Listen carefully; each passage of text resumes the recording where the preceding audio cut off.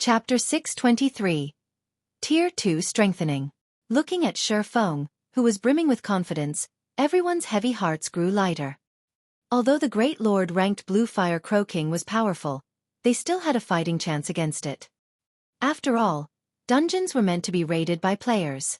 They just had not figured out a proper raiding strategy yet. In the next moment, Xueqi retrieved the Bible of Darkness from his bag and began to chant the incantation recorded within. Emerge, Demon Gate!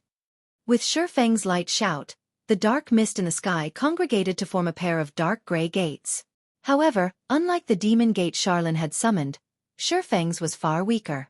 Not only was the size of the demon gate much smaller, but the aura it radiated was also ordinary. It lacked the ability to instill fear in others. Although the demon gate he summoned was significantly smaller, Xueqi did not particularly mind it. However, to Fire Dance and the others, who were seeing these gates for the first time, their expressions grew serious as their gazes locked onto the demon gate. As the demon gate slowly opened, everyone felt a sense of panic. A moment later, a purple demon, double the height of an average player, stepped out from the demon gate. When this purple evil spirit swept its eyes across the crowd before it, Fire Dance and the others instinctively raised their weapons, expecting a fight. There is no need to worry. This is a demon that I've summoned. Xueqi waved his hand, signaling for the others to calm down. It seems that my luck is quite good this time. It is actually a Heart Devourer, a Tier 2 evil spirit. Heart Devourer, Evil Spirit. Level 35. HP 1 200 000/1 200 000. A Tier 2 evil spirit was the equivalent of a Lord-ranked monster. Although it did not possess as much HP as a Lord of the same level, in terms of skills and intelligence, it was superior. It would be a massive help in a team dungeon. Although players could bring their personal guards to a dungeon, Kite's current level was too high. Moreover, in the off chance that Kite died, it would be extremely troublesome to revive him. Most importantly, personal guards took up dungeon slot. Hence, it was not worthwhile to bring a personal guard. However, Xueqi would not have to worry about such matters if he summoned a demon. Moreover, every demon possessed many skills and was proficient in a specific field. Take the Heart Devourer for example. It was proficient as support. Not only was it capable of weakening its enemies, but it was also capable of enhancing its allies' strength, which was why Xueqi was satisfied with his luck. A Tier 2 demon. Aqua Rose stared at the Heart Devourer in shock. There were plenty of summoning skills in God's domain. For example, the Summoner was a class that specialized in summoning creatures. However, even a Tier 1 summoner would find it very difficult to summon a Tier 1 creature. The majority of the current summoner players could only summon Tier 0 creatures to fight for them. If Tier 1 summoners already found it difficult to summon Tier 1 creatures, there was no need to mention Tier 2 creatures. That was practically a Lord-ranked monster. The summoned creature would be able to move unhindered among the current players of God's domain. It could even display unimaginable strength in current dungeons. Alright, everyone get into positions. Maintain a distance of 10 yards between each other. Fight the Bluefire King as you would the hard mode boss. Xueqi immediately began to issue commands, not wanting to waste any more time. In the past, Xueqi had raided the Hell mode ruins of the Crow God so often that he found it tiresome. Only, at that time, he had conquered the dungeon by relying on level suppression. Every one of his team members had been above level 40. The equipment they wore had also been secret silver rank or higher. There were not many differences between the Hell mode and hard mode ruins of the Crow God. Only, the basic attributes and skills of the monsters had been greatly enhanced. The dungeon's bosses had not received any additional skills, and no new traps had been added into the dungeon. The ruins of the Crow God could be considered to be a large-scale team dungeon of intermediate difficulty. Heart Devourer, support spells. Xueqi commanded the demon once everyone was in position. Nodding, the Heart Devourer began drawing line after line of runes in the air with its sharp claws. Tier 2 spell, Iron Wall Reinforcement. Tier 2 spell, Blood Radiance. Tier 2 spell, Magic Power Increase. Tier 2 spell, Mad Cow's Power. The Heart Devourer's Tier 2 spell significantly increased the strength of the entire team. It was especially true for Cola's defense and HP. Not only had his defense doubled, but his HP also increased by 60%. Cola's HP was now over 16,000. As for Yi Wumian, the second-ranking MT on the team, his HP was also close to reaching 15,000. Due to the significant increase in defense, HP, and strength, it was no longer possible for the Great Lord-ranked Bluefire Xueqi to kill them with a single hit. Damn, having Tier 2 support spells is just too awesome. Blackie grew excited as he discovered that the magic damage he dealt and healing effects he received had increased by 20%. With this, the team's damage and healing rose to a whole new level. Everyone finally understood why Xueqi wanted to challenge Hell Mode. With the assistance of these Tier 2 spells, it would be child's play to fight the hard mode Bluefire Xueqi. Attack! Xueqi shouted as he unsheathed the abyssal blade. Cola and Yi Wumian immediately took the lead and charged towards the Great Lord. When there was still a distance of 150 yards between the two MTs and the Bluefire Xueqi, the Great Lord noticed Cola and Yi Wumian. Caw! The Xueqi's cry echoed throughout the shrine. It flapped its wings, sending black feathers, which were as large as the players themselves, flying at the two MTs. The densely packed feathers descended on the two MTs like raindrops, giving them no opportunity to dodge the attacks. Immediately, Cola and Yi Wumian both raised their shields to defend against the attacks. These feathers deal a lot of damage, Cola stated, aghast. In hard mode, the Xueqi's feather attack only dealt around -200 to -300 damage per feather. However, due to the high number of feathers, Cola would receive more than -1000 damage per second, so the overall damage was relatively high. However, the Great Lord-ranked Bluefire Xueqi's feathers each dealt nearly -400 damage, and this was after his defense had doubled. If he did not have the assistance of the Heart Devourer's Tier 2 spells, he would most likely have received around -800 damage from each feather. When Cola and Yi Wumian were still 50 yards from the Bluefire Xueqi, the Great Lord halted its feather attack. It then condensed a ball of blue fire in its mouth, launching it at the Guardian Knight Cola and the Shield Warrior Yi Wumian. Cola and Yi Wumian had long since familiarized themselves with dodging these flames. Immediately, they both threw themselves to the ground, dodging the blue flames and taking the opportunity to charge at the Great Lord. Shield Bash. -1042. Violent Strike. -895. Cola and Yi Wumian sucked in a mouthful of cold air. Crap! Why is its defense so strong? Cola's eyes widened in shock when he saw the damage he had caused. After being strengthened by Mad Cow's power, his strength increased by 15%. His damage should have significantly increased as well. If he were facing the High Lord-ranked Bluefire Xueqi, his damage would have easily surpassed -1500 points. Yet, now, his attack had only dealt slightly over -1000 damage. While Cola was still in a daze, the Bluefire Xueqi flapped its wings and slapped them at Cola. Reacting quickly, Cola raised his shield to protect himself. Boom! The impact drove Cola knee-deep into the ground. A damage of over -4000 appeared above his head. Why is the Great Lord-ranked Xueqi so powerful? Every member of the team was stunned by this scene. If Cola had received the Xueqi's attack with his body rather than his shield, he would have most likely died. Moreover, if he had not received the buff to his defense, he would have received over -8000 damage, even if he had blocked the attack with his shield. Xueqi was not surprised. Without the assistance of Tier 2 support spells, Cola would have had to activate the power of darkness to withstand the Great Lord's attacks. Otherwise, the boss would kill him very easily. However, due to the Heart Devourer, this battle became a lot easier. Your turn.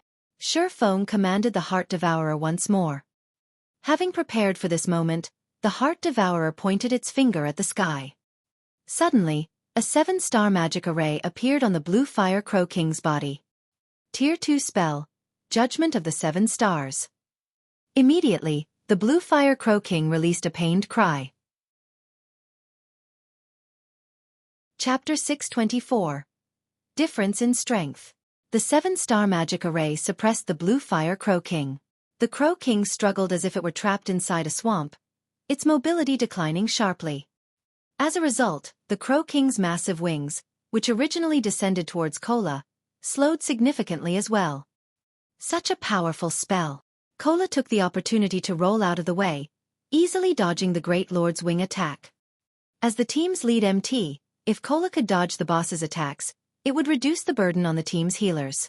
Moreover, the healers would not have to run the risk of attracting the boss's attention due to healing too much. Good. Everyone, attack. Xueqi nodded as he ordered the team's damage dealers to begin their assault. The Tier 2 spell, Judgment of the 7 Stars, was not an attack-type spell. Instead, it placed a powerful binding on a single target. The spell's effects would even affect a Great Lord. With the Heart Devourer's Judgment of the 7 Stars, both the melee and ranged damage dealers could attack the boss safely. This was particularly helpful to Fire Dance and Flying Shadow, as the high damage they dealt drew the Crow King's aggro. With the boss's restricted movements, they could dodge its attacks easily, not having to worry about pulling aggro at all. This was just like the time Blue Frost's team had used the Demon Sealing Barrier on the Great Lord Noya. However, even though the Demon Sealing Barrier's restraining effects were far more powerful than the Judgment of the 7 Stars, players could not maintain the barrier for too long due to a lack of mana.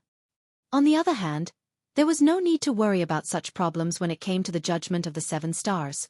The Heart Devourer was a Tier 2 evil spirit. It possessed an abundance of mana, more than a dozen times that of a player of the same level. Hence, the evil spirit could maintain the Tier 2 spell for a very long time, long enough to last until the end of the battle. Moreover, the team would not have to sacrifice any combat power by using the Judgment of the 7 Stars. They were not required to partition a portion of the team to maintain the magic array. Hence, the overall effect of the Judgment of the 7 Stars was much stronger than the Demon Sealing Barrier. The Bible of Darkness really is impressive. It is no wonder why Fantasy Extinguisher had been able to lead his team into large-scale team dungeons, one after another, in the past. Xueqi was extremely satisfied with the Bible of Darkness. Ordinary fragmented legendary items could not compare it at all. Following which, Xueqi joined in the attack on the boss as well. No matter what was said or done, the Bluefire Crow King was a great lord. Although various spells buffed their team, everyone's total damage was still considerably low. Currently, the team's number 1 DPS was Fire Dance. Each of the female assassins' normal attacks dealt roughly -900 damage. She could inflict over -2000 damage if she used her skills. Even when she used Absolute Strike, the most powerful burst skill available to a Tier 1 assassin, she only managed to deal around -5000 damage to the Great Lord. As for everyone else, the majority of their normal attacks only dealt around -600 to -700 damage. They were only able to deal more than -1000 damage if they used skills, and very few among them could deal more than -2000 damage. To the Bluefire Crow King, which had 27 million HP, that damage was practically negligible.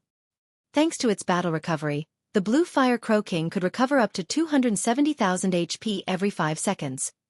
It was the equivalent of recovering 54,000 HP every second. The Crow King's battle recovery alone negated most of the damage everyone dealt. Moreover, this was a battle inside a dungeon, not a shooting range where one could stand still and attack freely. Everyone had to focus attention on dodging the Crow King's attacks, so it was impossible for them to attack constantly. In other words, if their damage output was insufficient, it was impossible for them to kill the Bluefire Crow King. Rather, the Great Lord would exhaust them to death first. Xueqi then activated Windwalk and circled to the Crow King's side. After activating the aura of Fire, Purgatory Power, Phantom Kill, and 9 Dragon Slash, Xueqi began his assault on the Great Lord. As the Crow King's mobility was restricted, it could not avoid Xueqi's attacks. Every one of Xueqi's normal attack dealt over -1500 damage or -3000 damage with a critical hit. Due to the Abyssal Blade, he had a 50% chance of achieving a critical hit. The Abyssal Blade also increased the damage he dealt with each successful hit. After landing his 10th attack, his subsequent normal attacks began dealing over -1800 damage, over -3600 damage if it were a critical. As for his doppelganger, although it only possessed 70% of Xueqi's attributes, it had activated Blade Liberation, increasing its strength and agility by 90%. The damage the doppelganger currently dealt was actually higher than Xueqi's. Each of its normal attacks dealt over -2400 damage, while its critical hits deal nearly -5000 damage. The doppelganger's attack speed was also slightly faster than Xueqi. Xueqi's normal attack damage was already several times higher than Fire Dance's, not to mention his skills. Double Chop. Minus 11,420. Minus 15,432. Double Thunder Flame Explosion. Minus 14,266. Minus 20,164. Damages of over minus 10,000 appeared above the Bluefire Crow King's head, one after another, the Great Lord repeatedly crying out in pain as its HP bar decreased. Everyone's jaws hit the floor when they saw these damages. Guild Leader, are you cheating? Guild Leader, you're not giving us a chance. Everyone's eyes twitched every time they saw Xueqi's attacks deal over minus 10,000 damage. It would have been fine if that was the only issue, but there were also the occasional minus 20,000, or even minus 30,000 hits. Xueqi's damage was over a dozen times higher than theirs. Their attacks were on entirely different levels. Originally, everyone had already treated Fire Dance as if she were a monster, as every time they raided a dungeon, Fire Dance's total damage always ranked at the top of the team. Moreover, her total damage was over 50% higher than the second place. Yet, what about Xueqi? Despite having only attacked for a short time, his damage had already surpassed Fire Dance by more than 8 times. His damage was the equivalent of half the team's total damage. None of them understood how Xueqi had achieved such a feat. Guild Leader, can't you give us some tips on how to increase our damage? Blackie felt as if this were the first time he had ever met Xueqi. Xueqi's damage simply defied common sense. Suddenly, Xueqi was the center of attention. It's simple. Increase your skill completion rates, Xueqi said. He could not help but laugh at everyone's serious expressions. His skill completion rate hovered around 95%, so he could increase his skills effects by an additional 50% or so. In addition to the various powerful items he wore, his damage would naturally be greatly superior to the members of Zero Wing's main force. Guild Leader, how high is your skill completion rate? Aqua Rose asked curiously. She knew full well that Xueqi's skill completion rate was very high. However, her skill completion rate was not low, either. After a period of arduous training, she had managed to maintain it between 83% to 85%. Throughout White River City, this completion rate was definitely considered top tier. As for Fire Dance and Violet Cloud, they maintained a stable 85%. 95%. Xueqi stated straightforwardly. 95%? Everyone inhaled sharply. After the third evolution of God's Domain, all players had discovered the importance of skill completion rate. Hence, they had all begun to train in order to improve. However, even raising it by 1% was extremely difficult. It was especially true after reaching the 80% threshold. Yet, Xueqi had actually reached 95%, which was 10% higher than Fire Dance, the most powerful player in Zero Wing's main force. They all understood that at 85% completion rate, one would display 100% of a skill's effect. Meanwhile, every increment of 1% afterward would increase the effect significantly. It was simply inconceivable how high the skill's effect would be at 95% completion rate. Originally, none of them had any idea of Xueqi's strength. Now, however, they fully understood just how powerful their guild leader was. 95%? Fire Dance was similarly shocked. Looking at Xueqi, she inwardly swore, I will reach 95% as well. Is this the guild leader's strength? Shadow Sword's eyes glowed. This was the first time he felt that his decision to join Zero Wing had been the right one. In truth, Shadow Sword wasn't the only one who had such thoughts. Every team member was suddenly enthusiastic, thinking the same thing. For a time, everyone's reverence and admiration towards Xueqi rose to a whole new level. They all dreamed of the day when they would reach Xueqi's standard. Time quickly passed. Due to Xueqi's stimulation, everyone became even more serious about experimenting to increase their skill completion rates. The Bluefire Crow King's HP continuously decreased. 98%. 96%. 90%. In just a few short minutes, the Crow King's HP dropped to 70%. Releasing an angry cry, the Bluefire Crow King soared into the air. Everyone, take caution. The boss has entered its third phase. Xueqi warned. Chapter 625. Team's First Clear. After the judgment of the 7 stars suppressed the Bluefire Crow King, the blue flames it spewed posed no threat to anyone. In addition, Xueqi would always give a timely reminder before the boss released its flames and, until now, the Crow King's flames had not struck a single player. However, when the Bluefire Crow King entered its 3rd phase, the battle truly began. They had all fought the Bluefire Crow King dozens of times now, but they always wiped at the boss's 3rd phase. Hence, now that the Bluefire Crow King entered this particular phase, they grew anxious. If they were facing the hard-mode Bluefire Crow King, they would not be worried at all. After all, their team's current combat power had reached a whole new level compared their last attempt. It would be child's play for them to conquer hard mode. However, they were currently in the hell mode ruins of the Crow God. The Bluefire Crow King's skills would be far more powerful than before. After the Crow King released an angry cry, 18 Bluefire Crows descended from the sky. Not only had the hell mode Bluefire Crow King entered its 3rd phase at 70% HP, but the Bluefire Crows it summoned also started out at Chieftain rank right off the bat. In hard mode, the Bluefire Crows only started out as special elites. Every member of the main force was capable of soloing one on their own. However, Chieftains were different. There were less than 10 players on the team capable of soloing Chieftain. Moreover, the Chieftain-ranked Bluefire Crows of Hell mode each had 900,000 HP, 200,000 more than hard mode. This raised the burden on the team's DPS to devastating levels. The Bluefire Crows activated their growth skill once every 2 minutes. In other words, if they did not die in 2 minutes, they would become lords. At that time they would be far more difficult to deal with. However, the 18 Chieftain-ranked Bluefire Crows had a total of 16,200,000 HP. This boss is bullshit. Blackie's expression turned grim. If this were hard mode, the Stars of Light skill he had saved would still be of some help.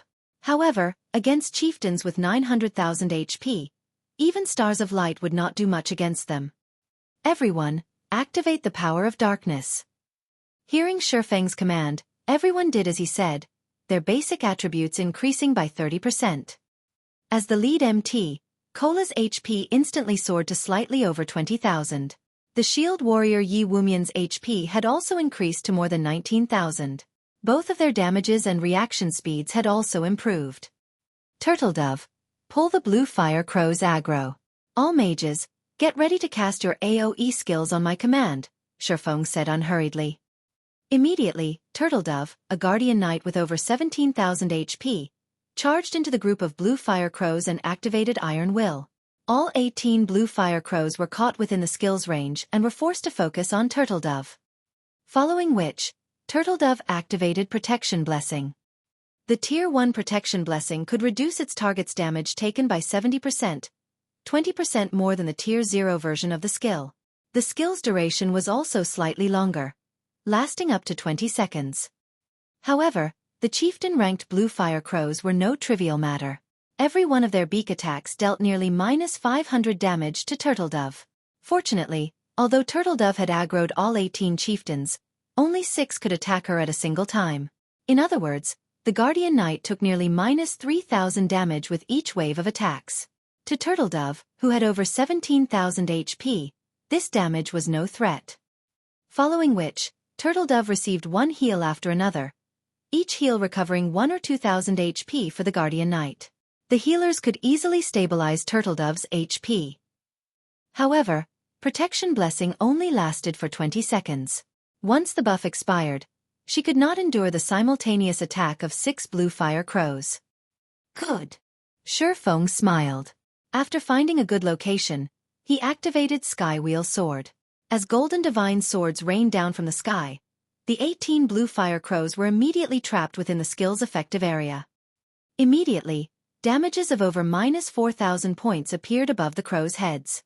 Of course, Turtledove, who stood in the center of this onslaught, received damage from Skywheel Sword as well. This was why AoE skills were not suited for dungeons. However, thanks to Protection Blessing and Iron Will, the Guardian Knight only received slightly more than -700 damage from Xueqi's attack. However, Xueqi was far from satisfied. Blackie, cast Guardian of Light on Turtledove. Xueqi said. Guardian of Light was one of Mavis's guard's additional skills. When cast, the target of the skill would become immune to all magic damage. The physical damage they received would also reduce by 80%, and they would recover 5% HP every second for 20 seconds. It was definitely a super life-saving skill. When Blackie waved his staff, a golden glow wrapped around Turtledove's body. Once she received the proper buffs, Xueqi no longer held back as he activated Heavenly Dragon's power. After his strength increased by 100%, he activated the Aura of Fire skill, Firestorm. Just before the roaring flames devoured Turtledove, Xueqi switched the Aura of Fire to the Aura of Water, casting Life Bloom on her. Due to the Aura of Water increasing healing effects by 100%, Turtledove could recover up to 60% of her HP every second for 40 seconds. With Turtledove's HP, she was practically immortal for the moment. Although Firestorm dealt over -40,000 damage to the Bluefire crows every second, the spell was ineffective against Turtledove as she was immune to all magic damage. Moreover, she had Life Bloom, which recovered over 10,000 HP for her every second, the healer's attention, and the cleric's truth shield. As a result, the damage the Bluefire crows dealt was not even a scratch to her. Even if she stood still and did nothing, her life would not be in any danger. Everyone was immediately stupefied. Watching the female Guardian Knight Turtledove fight the many Bluefire crows amidst the raging inferno, it seemed as if these destructive flames were no different than a breeze, safe and harmless. The more Turtledove fought, the more valiant she became. At this moment, she seemed like a goddess of war and fire, demanding reverence. Everyone, use your AoE skills. Xueqi commanded. A moment later, the team's mages cast their AoE skills. Although they were not as powerful as large-scale destruction spells, these AoE skills still dealt several thousand damage to the Bluefire crows. Among them, Blackie's Stars of Light caused massive amounts of damage to the chieftains. The first wave alone dealt over -4,000 damage to each crow. The damage of every subsequent wave increased by 10%, lasting for a total of 15 seconds. Xueqi also looked for opportunities to use Dragon Breath, Thundering Flame, Flame God's Fury, Earth Splitter, Thunderflame Explosion, and other AoE skills. 15 seconds later, the Bluefire crows were in a half-crippled state, possessing less than 5% of their total HPs. A few unlucky Bluefire crows that had received one too many critical hits had even died during these past 15 seconds. Of the 18 Bluefire crows that had been summoned, only 11 remained. Xueqi's figure then swayed slightly as he sent several more strikes at these Bluefire crows. Adding in the team's damage, they dealt with the remaining 11 Bluefire crows in less than 10 seconds. Once the Bluefire crows had been annihilated, it became much easier to deal with the Bluefire Crow King. Moreover, now that Xueqi had activated Heavenly Dragon's power, his damage against the Great Lord doubled. Within 3 minutes, the Bluefire Crow King only had slightly more than 1 million HP remaining. It's finally here. Xueqi smiled calmly. The Bluefire Crow King had a total of 4 phases. Everyone had thought that the most difficult phase was the 3rd phase. However, what everyone did not know was that the Crow King used its true trump card during its 4th phase. The Bluefire Crow King would only enter its 4th phase when its HP fell below 1 million. That was also when the entire raiding team would be the most tired and relaxed. It would be at this moment that the Crow King would transform into a living inferno and become a fire crow. During this phase, any enemies within 50 yards would receive -1,000 damage every second. However, that was only in the case of hard mode. In hell mode, players received -1,600 damage every second. If the raiding team could not deal 1 million damage to the Bluefire Crow King before every member died, they would team wipe.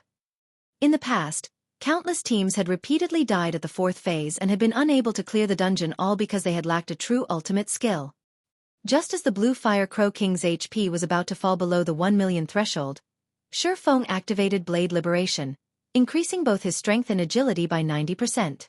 He then activated Silent Steps and appeared behind the Bluefire Crow King, and both his body and the Abyssal Blade began to release a brilliant glow. Divine Providence. Flame Burst. Slash after slash struck the Bluefire Crow King's back. -122,154. -61,846. -122,454. After 15 consecutive strikes, the Bluefire Crow King's HP, which had been slightly over 1 million a moment ago, bottomed out. The Crow King released a sorrowful cry before falling heavily to the ground. Chapter 626. Famous. Inside the ruins of the Crow God. A handsome young man in white robes commanded his team as they attacked the Bluefire Crow King. This cleric drew runes in midair without rest, using one healing spell after another. Moreover, these spells weren't ordinary spells. Rather, they were Tier 1 healing spells. Yet, his casting speed was the same as when others cast Tier 0 healing spells. All the while doing so, he wore a relaxed expression. His actions were seemingly effortless. In the blink of an eye, the team's low HP MT recovered to full health. This youth was none other than the commander of Heaven's Burial's main force, Flame Blood. Just 3% HP to go. Raise the damage output. Flame Blood shouted sternly. Currently, less than half of the original team of 50 remained, the Bluefire Crow King's flames having burned every one of them to death. Losing 1000 HP every second was simply too much. Even Flame Blood, one of the virtual gaming world's top 10 newcomers, could only focus on keeping the team's lead MT and himself alive. At best, he could cast instantaneous healing spells on some of the team's main DPS, though the effects were very weak. After the Bluefire Crow King had entered its 4th phase, it had entered its berserk state. Not only had its attack speed increased, but its attack range had also improved. Some of the team members who could not dodge its attacks in time died instantly. Despite the Bluefire Crow King having only 3% of its HP remaining, to the surviving members of the team, it felt like an iron fortress that they could not break through no matter what they tried. Heaven's Burial wasn't the only one in such a situation. At this moment, Overwhelming Smile was also struggling. Only, Overwhelming Smile was having a slightly easier time of it. Though the Bluefire Crow King they faced still had 4% of its HP remaining, they had more than 40 members still alive. The few deaths had simply been due to bad luck, and they had failed to escape the High Lord's attack range in time. Sure enough, it's not that easy to obtain the first clear of a 50-man team dungeon. Warwolf dodged the Bluefire Crow King's attacks to the best of his ability by relying on Omnivision, the technique he was extremely proficient with. Although he could not dodge all of the High Lord's attacks, he was still capable of evading 1/3 of them. This greatly reduced the burden on the healers, leaving them with plenty of excess power to heal the other members of the team, keeping as many as possible alive. If not for a powerful lead MT like Warwolf masterfully redirecting the Crow King's attacks, it would have been impossible for so many members of the team to have survived until now. However, even so, this was the 3rd time Overwhelming Smile had challenged the hard-mode Bluefire Crow King's 4th phase. The Bluefire Crow King's HP gradually decreased. 3%. 2%. 1%. White River City Region System Announcement. Congratulations to Zero Wing for becoming the first team to conquer the Hell mode of Ruins of the Crow God. All players on the team will be rewarded with 2 million EXP, 50 silver, 80 White River City reputation points, and 20 Star Moon Kingdom reputation points. Star Moon Kingdom Region System Announcement. Congratulations to Zero Wing for becoming the first team to conquer the Hell mode of Ruins of the Crow God. All players on the team will be rewarded with 3 million EXP, 3 Tier 2 gemstones of random attributes, 100 White River City reputation points, and 50 Star Moon Kingdom reputation points. God's Domain Southern Continent System Announcement. Congratulations to Zero Wing for becoming the first team to conquer the Hell mode of Ruins of the Crow God.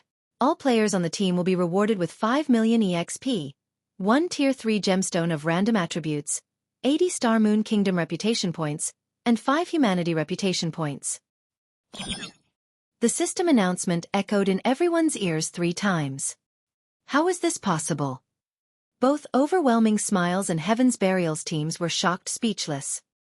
The hard mode Ruins of the Crow God had already caused them brutal headaches, yet, just as they were a thread away from success, Zero Wing snatched the lead and cleared the Hell mode Ruins of the Crow God. However, although they were shocked, none of them stopped what they were doing. Only, they were no longer as motivated as they attacked the Bluefire Crow King. A moment later, the High Lord-ranked Bluefire Crow King fell at Warwolf's feet. At that moment, the system announcement rang out once more. White River City Region System Announcement. Congratulations to Overwhelming Smile for becoming the first team to conquer the hard mode of Ruins of the Crow God. All players on the team will be rewarded with 1 million EXP, 20 silver, 30 White River City reputation points, and 10 Star Moon Kingdom reputation points. Star Moon Kingdom Region System Announcement. Congratulations to Overwhelming Smile for becoming the first team to conquer the hard mode of Ruins of the Crow God. All players on the team will be rewarded with 2 million EXP, 1 Tier 2 gemstones of random attributes, 50 White River City reputation points, and 20 Star Moon Kingdom reputation points. Compared to the previous system announcement, however, this announcement was meaningless. Zero Wing had already cleared Hell mode. On the other hand, Overwhelming Smile had only managed to clear hard mode. Rather than gaining glory, Overwhelming Smile had become a laughingstock. One could clearly see the gap between the two guilds. However, this gap was not due to Overwhelming Smile's weakness. Zero Wing was just too powerful. In the end, we still lost. A bitter smile appeared on Warwolf's pale face. Before this, he had received news stating that Black Flame had led Zero Wing's main force into the Hell mode ruins of the Crow God. Although he felt that there was a possibility that Zero Wing would conquer Hell mode, he had never expected that they would clear it so quickly. On Heaven's Burial side, the guild's main force also defeated the Bluefire Crow King. Sure enough, Zero Wing is not White River City's overlord for nothing. However, Heaven's Burial will not let this rest. Sooner or later, we will catch up to them. Fighting Spirit filled Flameblood's eyes. That is only a matter of course.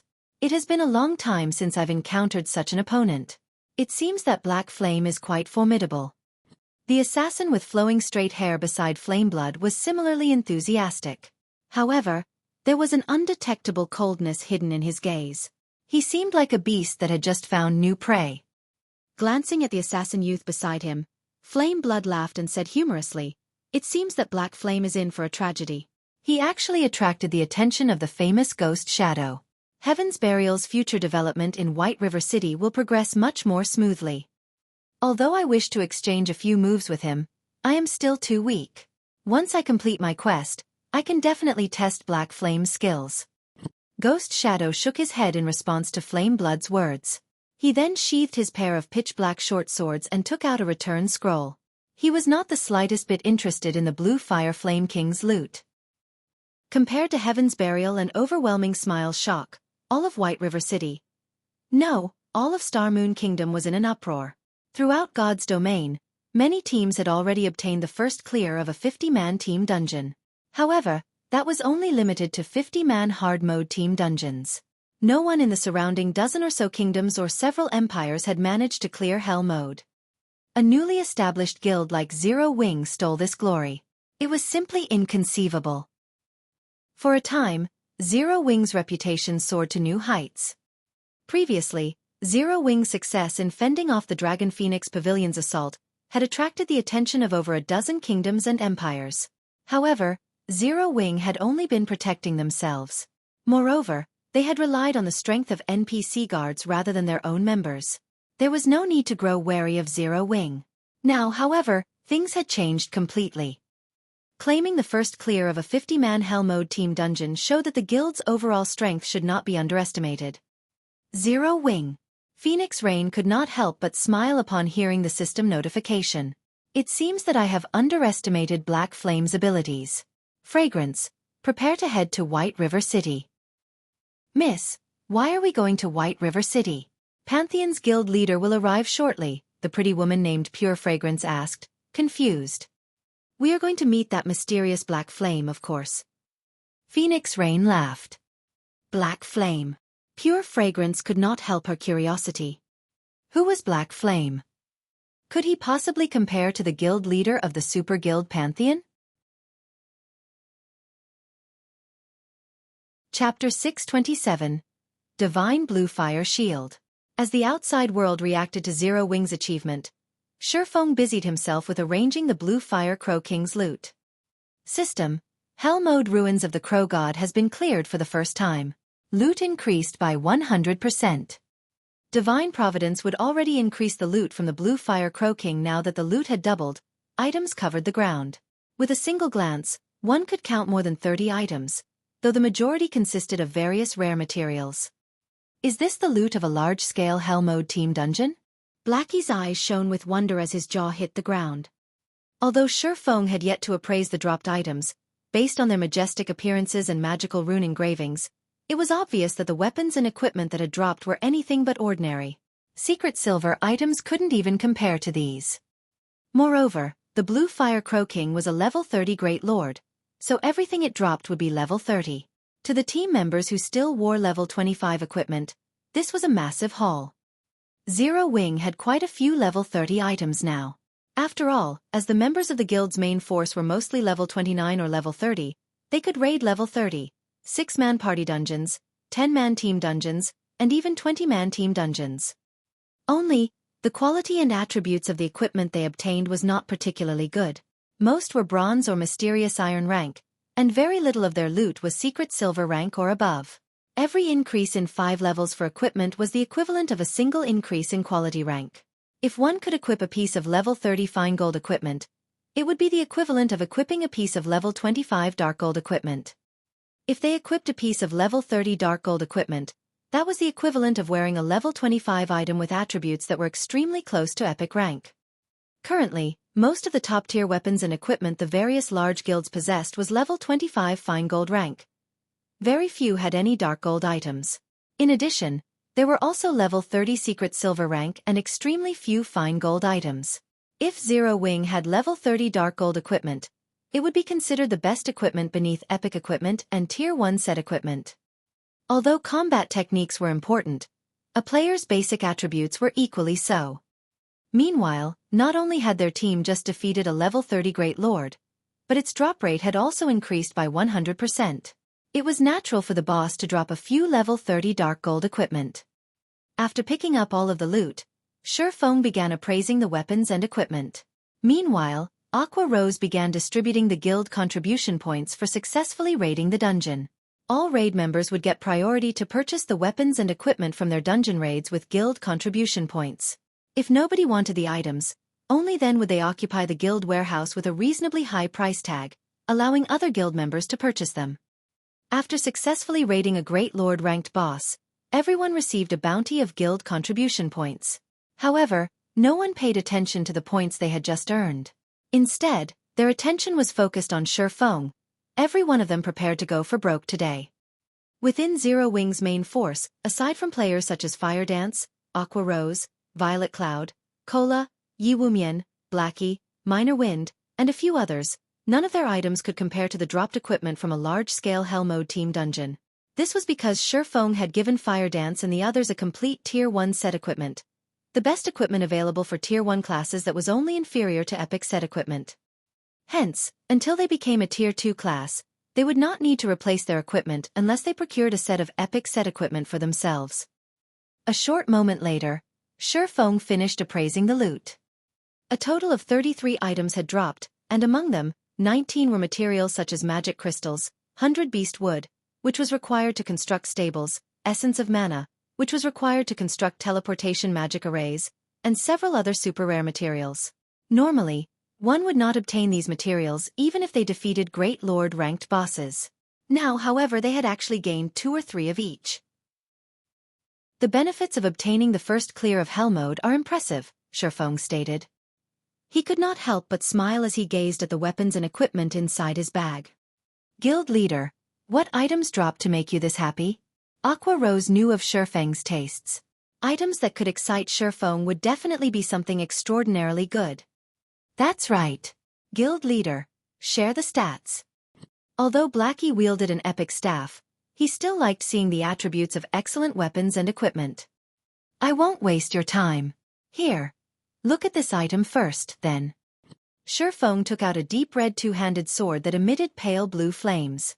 Not only was the weapon extremely attractive, but it also felt as if it possessed extraordinary power. Bluefire double-edged sword, two-handed sword, dark gold rank. Level 30. Level 35.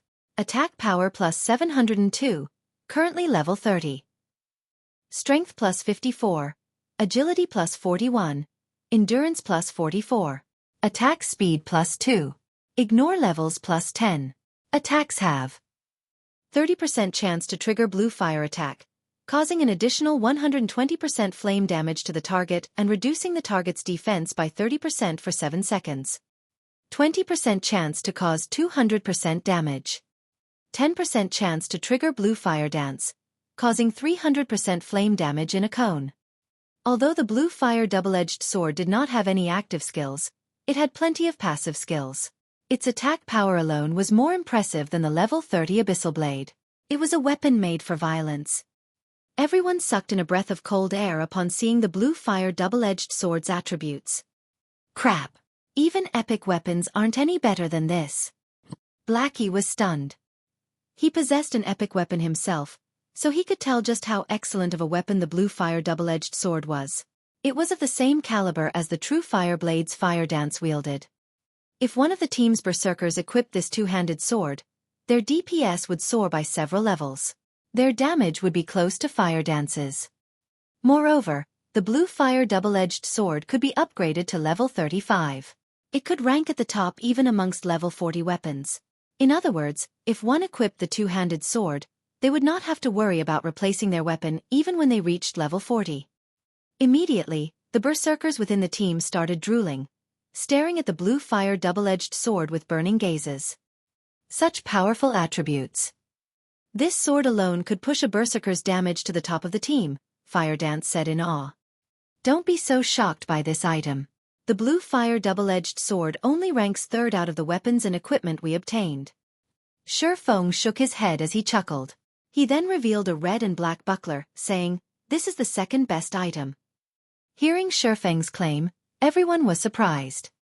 Such an excellent weapon was not the best piece of equipment that dropped. The red and black buckler was only 1/3 the size of an ordinary shield. However, the image of the Bluefire Crow King had been engraved onto the shield, surrounded by many runes. With a single glance, one could tell that this buckler was extraordinary. Divine Bluefire Shield, Shield, Dark Gold rank. Level 30. Level 35. Defense plus 1950. Currently level 30. Equipment requirement. Strength 220. Defense plus 550. Block rate. 42%. Strength plus 31. Endurance plus 47. Evasion plus 15. Attack speed plus 2. Additional passive skill dash. Bluefire Shield. Absorbs 30% of the damage taken and converts it into Bluefire. When accumulated damage reaches 5,000 points, causes 150% damage to an area of 3 by 10 yards in front of user. Additional active skill dash. Rising Fire. When activated, sacrifice 20% HP to transform Bluefire into the Armor of Flames, increasing defense by 150% and strength by 40% for 30 seconds. Cooldown. 30 minutes. Chapter 628. Guild Mount. The moment the Divine Bluefire Shield appeared, hunger burned in the eyes of every MT on the team. Even Cola drooled. The shield was crucial to any MT. It was the equivalent of half of an MT's life. Not a single MT would pass up an excellent shield. The best shield Zero Wing currently had was a level 25 Dark Gold shield. However, compared to the Divine Bluefire Shield, it was no more than scrap metal. Not only did the Divine Bluefire Shield possess extremely high defense, but it also had a powerful attack skill and berserk skill. If an MT equipped it, they would no longer be just a meat shield. The damage they could deal would be no less than what a normal DPS classes could do. This Divine Bluefire Shield's attributes are better than even the current first-ranking shield, the Blue Dawn. Aqua Rose was greatly shocked when she examined the red-black buckler. Most likely, this is the best shield currently available throughout God's domains. As the manager of a guild, Aqua Rose normally collected information on the various large guilds throughout God's domain. For example, she knew which guilds had been active recently, members of the main force of various large guilds, experts, and the latest powerful equipment. Blue Dawn was a level 30 Dark Gold shield. However, a super guild had obtained this shield through a quest, and it had made many other super guilds jealous. Many corporations had even offered an astronomical price of 1,000 gold for it. On the other hand, The Divine Bluefire shield was a dark gold shield that would improve to level 35. Setting aside its basic attributes, just the passive skill Bluefire shield and active skill Rising Fire were excellent skills. The Bluefire shield was clearly more valuable than the Blue Dawn. Not including epic shields, it would not be an exaggeration to call it the most powerful shield currently available in God's domain. However, Aqua Rose very quickly realized something. If the Divine Bluefire shield, something that was so important to a guild, only ranked second among the loot they had obtained, what kind of item ranked first? Very quickly, the rest of the team reached the same conclusion. Their gazes darted back to Xueqi, expectation written all over their faces. Alright then. I'll unveil the first ranking item. Xueqi laughed. He then took out a purple-blue crystal necklace. Chances are that every magical class will go crazy over this. Bluefire Heart. Necklace. Dark gold rank. Equipment requirement. Intelligence 200. Level 30. Level 40. Currently level 30. Strength plus 10. Agility plus 10. Endurance plus 10. Intelligence plus 40. Vitality plus 35. Casting speed increased by 20%.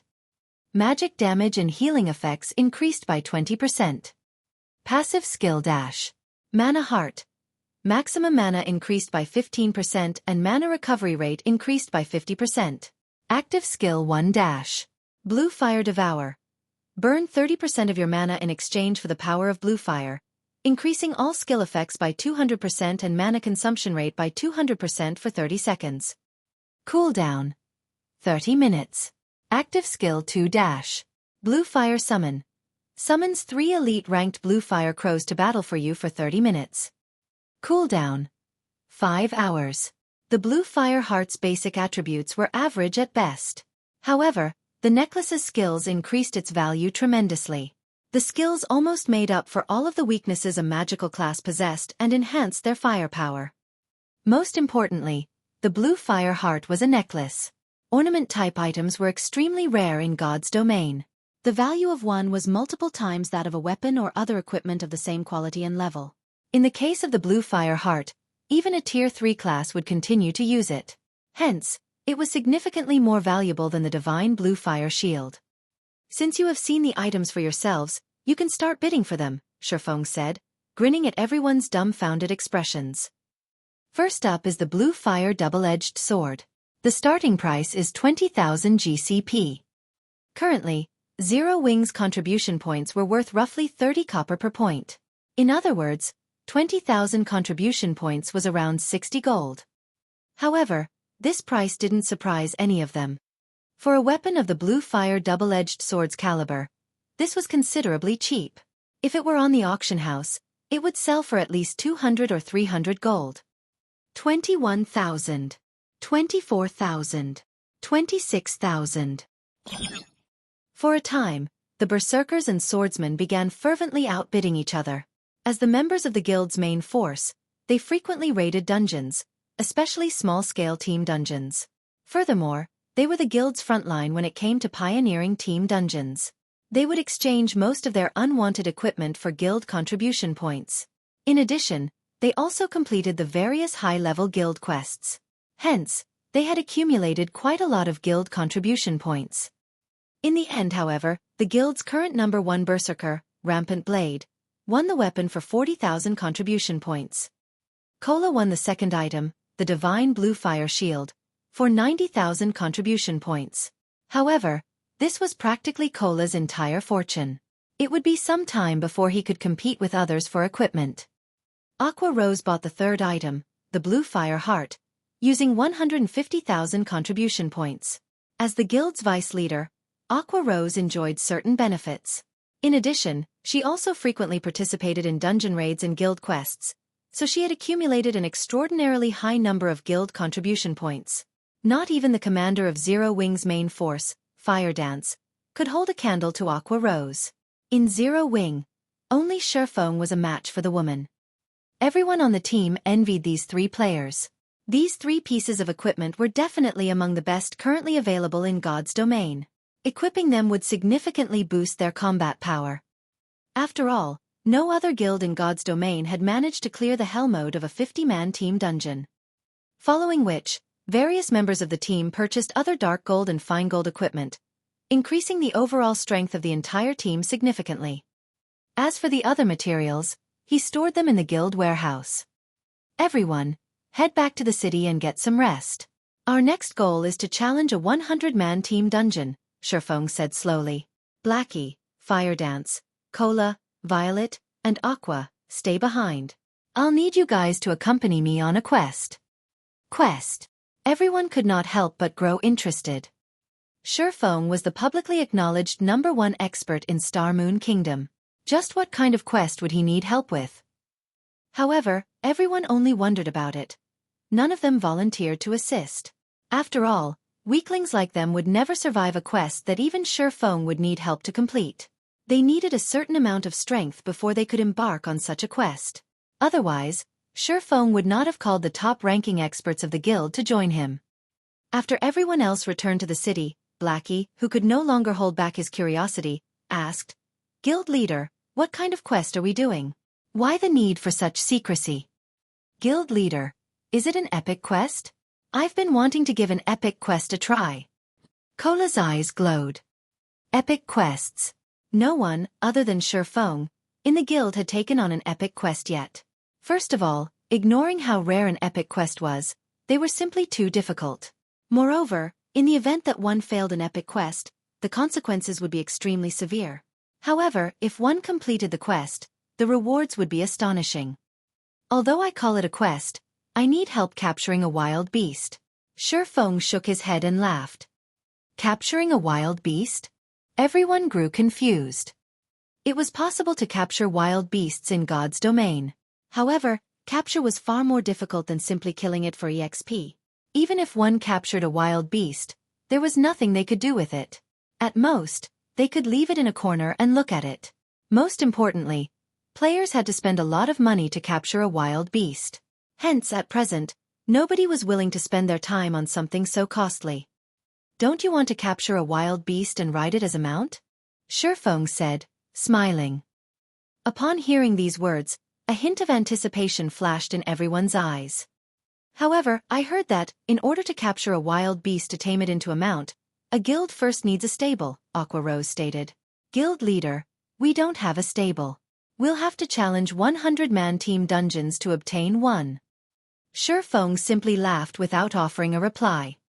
"Guild leader, don't tell me that you already have the design," Aqua Rose asked in disbelief, her beautiful eyes widening as she stared at Xueqi. Chapter 629, 5-Star Mount. Aside from Aqua Rose, no one understood the value of the stable design. However, this was expected. Of those present, aside from Aqua Rose, who was the guild's manager, and Blackie, who managed the workshop's affairs, everyone had immersed themselves in improving their combat techniques. Why would they have noticed the guild's potential constructions? Seeing Xueqi silently nodded his head, Aqua Rose involuntarily began trembling. In the past, why had various large guilds desperately tried to raid large-scale team dungeons, going so far as to invest massive sums of money into gearing up their respective guilds' MTs and utilizing all items capable of assisting their raid of a large-scale team dungeon? There was only one main reason. Guild mounts. God's domain's maps were extremely large. Once players began arriving at level 30 and higher maps, they would have to spend a large chunk of their time traveling. The maps would also only grow larger the further one progressed into the game. Meanwhile, a powerful mount would help players save a lot of time. However, the more important function of guild mounts was that they could attract more players to join a guild. The common mounts sold in cities not only required players to have sufficient reputation, but they also required a significant sum of money to purchase. A common mount cost a full 40 gold. Even after players reached level 40, it would still be extremely difficult to procure that much money, unless, of course, one was willing to purchase coins with credits. In the end, however, they could still only purchase a common mount. However, guild mounts were different. Although players were required to collect a certain amount of guild contribution points before they could purchase a guild mount, which was more expensive than a common mount, unlike the common mounts, guild mounts could be nurtured and upgraded. Moreover, they possessed varying and much better-looking appearances. This was fatally tempting to many independent players and wealthy players. Guilds could take this opportunity to develop and expand themselves, obtaining a large sum of funds. After all, guild members were also required to spend money when purchasing guild mounts. Meanwhile, a portion of that money would flow into the guild's coffers. Due to this, the various large guilds in the past had desperately attempted to raid 100-man team dungeons. It wasn't just because they had aimed for the weapons and equipment available inside the dungeon, but more because they hoped to obtain the stable design as soon as possible. Aqua Rose had never imagined that Xueqi would actually obtain a stable design, one of the greatest money-earning tools of a guild, so quickly. It seems that my decision had really been the right one. I want to see just what father will have to say in the future. Aqua Rose's lips curled up slightly. She could not help but recall the reason why she had left Twilight Echo. I will make sure Zero Wing surpasses Twilight Echo. Originally, Aqua Rose had not believed that Zero Wing could surpass Twilight Echo. After all, Twilight Echo was a long-standing, first-rate guild. Whether it was in terms of background, funding, contacts or human resources, Twilight Echo was far superior to Zero Wing. Although Zero Wing was currently far ahead of the other guilds, the guild's weaknesses were glaring. The guild simply had no background. Even though Zero Wing was so far ahead of the other guilds right now, it would still have to accumulate power for a relatively long time in order to fully operate this machine known as a guild. However, the situation had changed. Since they could build a stable, one of the core components of a guild, so soon, they could accumulate power several times faster. Following which, Xueqi wasted no more time as he sent the group back to White River City to prepare some necessary hunting tools. Meanwhile, Xueqi made a trip to the Candlelight trading firm. Capturing wild beasts in God's domain was not an easy task. It was also a major field of study. In the past, there had even been a specialized class for this task. The Tamer. In the past, there had been players who specialized in researching methods to capture rare wild beasts. They would also sell the beasts they captured to various large guilds, earning huge sums of money. Meanwhile, the most important item required to capture wild beasts was a cage. However, NPCs did not sell these cages, requiring players to produce them. Hence, many players would learn forging to craft the cages themselves. Fortunately, the NPC-run forging associations sold the forging designs for cages. Moreover, they were very cheap. However, Xueqi did not bother purchasing these forging designs as he had a method of producing a cage of even higher quality. Xueqi quickly hurried back to the Candlelight trading firm and entered a forging room. He then retrieved a pile of materials from his bag and began to refine them. Cages were sorted into ranks, with 1 star being the lowest and 10 star being the highest. Different ranks could capture beasts of a corresponding rank. In other words, a 1-star cage could be used to capture a 1-star beast at maximum. It could not be used to capture a 2-star beast. One had to use a 2-star cage in order to capture a 2-star beast. The wild beast Xueqi planned to capture was at the highest rank he could capture currently, a 5-star beast. Hence, he required a 5-star cage. Meanwhile, a 5-star cage cost almost 2 gold to craft. Moreover, there was no certainty he could capture a 5-star beast with a single try. This was also one of the reasons why capturing wild beasts was a costly endeavor. Xueqi was currently a basic forger, so he had almost a 30% success rate of producing a 5-star cage. Half an hour later, Xueqi managed to forge 4 5-star cages. The total raw materials he had spent on these 4 cages cost over 30 gold. He had also instructed Aqua Rose and the others to purchase a large number of hunting scrolls and storage space scrolls, both costing more than 3 gold. Just as Xueqi was about to leave the forging room, the sound of his communicator reached his ears.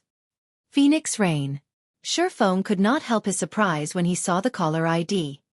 Ever since Phoenix Rain invested into the Candlelight training firm, she had left practically all cooperation matters to her subordinates. She no longer contacted him directly. Or to put it in another way, she did not find it worthwhile to keep in touch.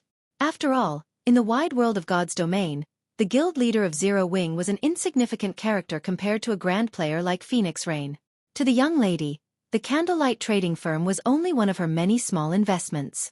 Since her business with the trading firm had been completed, she would not bother entangling herself in the matter anymore. Guild leader Black Flame, congratulations on obtaining the first clear of the hell mode ruins of the Crow God. Phoenix Rain said as she laughed softly. I had jumped in surprise when I heard the system announcement.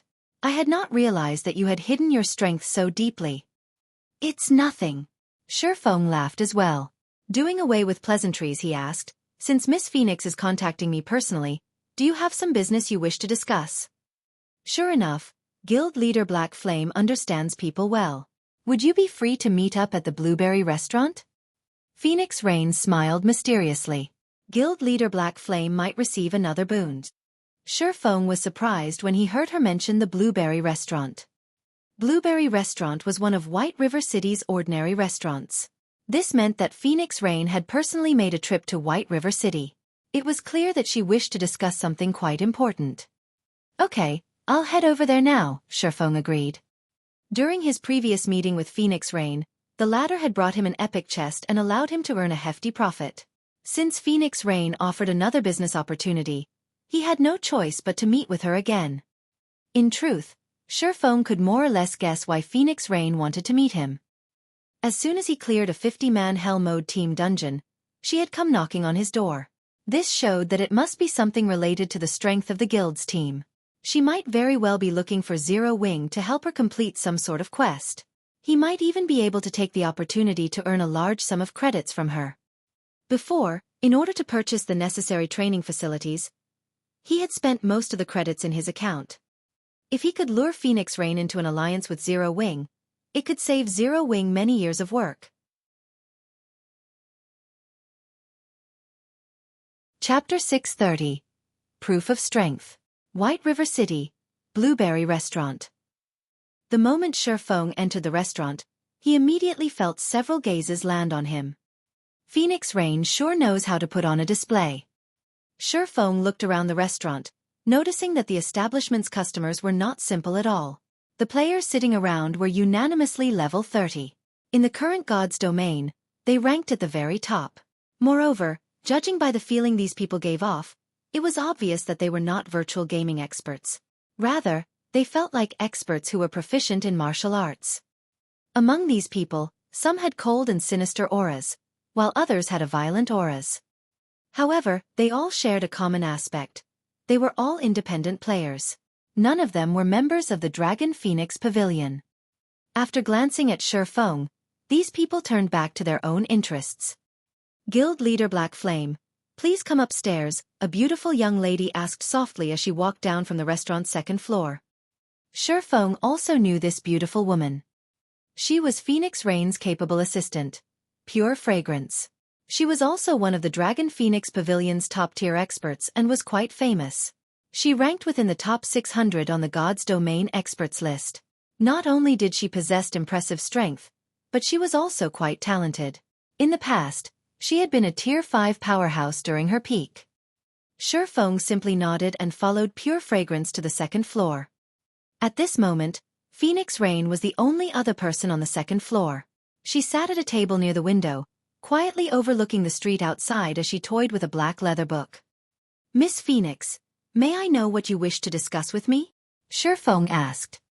In response, Phoenix Rain smiled leisurely as she handed the black leather book to Xueqi. Guild Leader Black Flame, please take a look at this, Phoenix Rain said unhurriedly. The black leather book was not a quest prop or anything similar. Instead, it contained the written records of players. However, after reading through a few pages, Xueqi's surprise grew as he continued to read.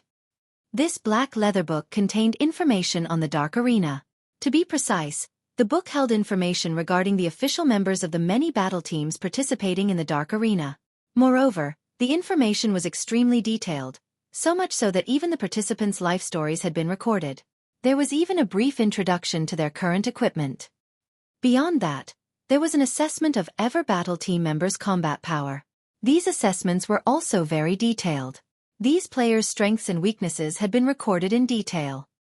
Guild Leader Black Flame, how do you feel about this information? Phoenix Rain asked gently, a pleasant smile on her face. Miss Phoenix, why are you giving me this information? Xueqi was slightly confused about Phoenix Rain's intentions. I've heard that your guild has been in contact with the Glorious Lions battle team, so I believe that Guild Leader Black Flame should understand the Dark Arena's value by now. Phoenix Rain smiled sweetly as she collected the leather book from Xueqi. Unfortunately, ordinary players do not qualify to participate in this game.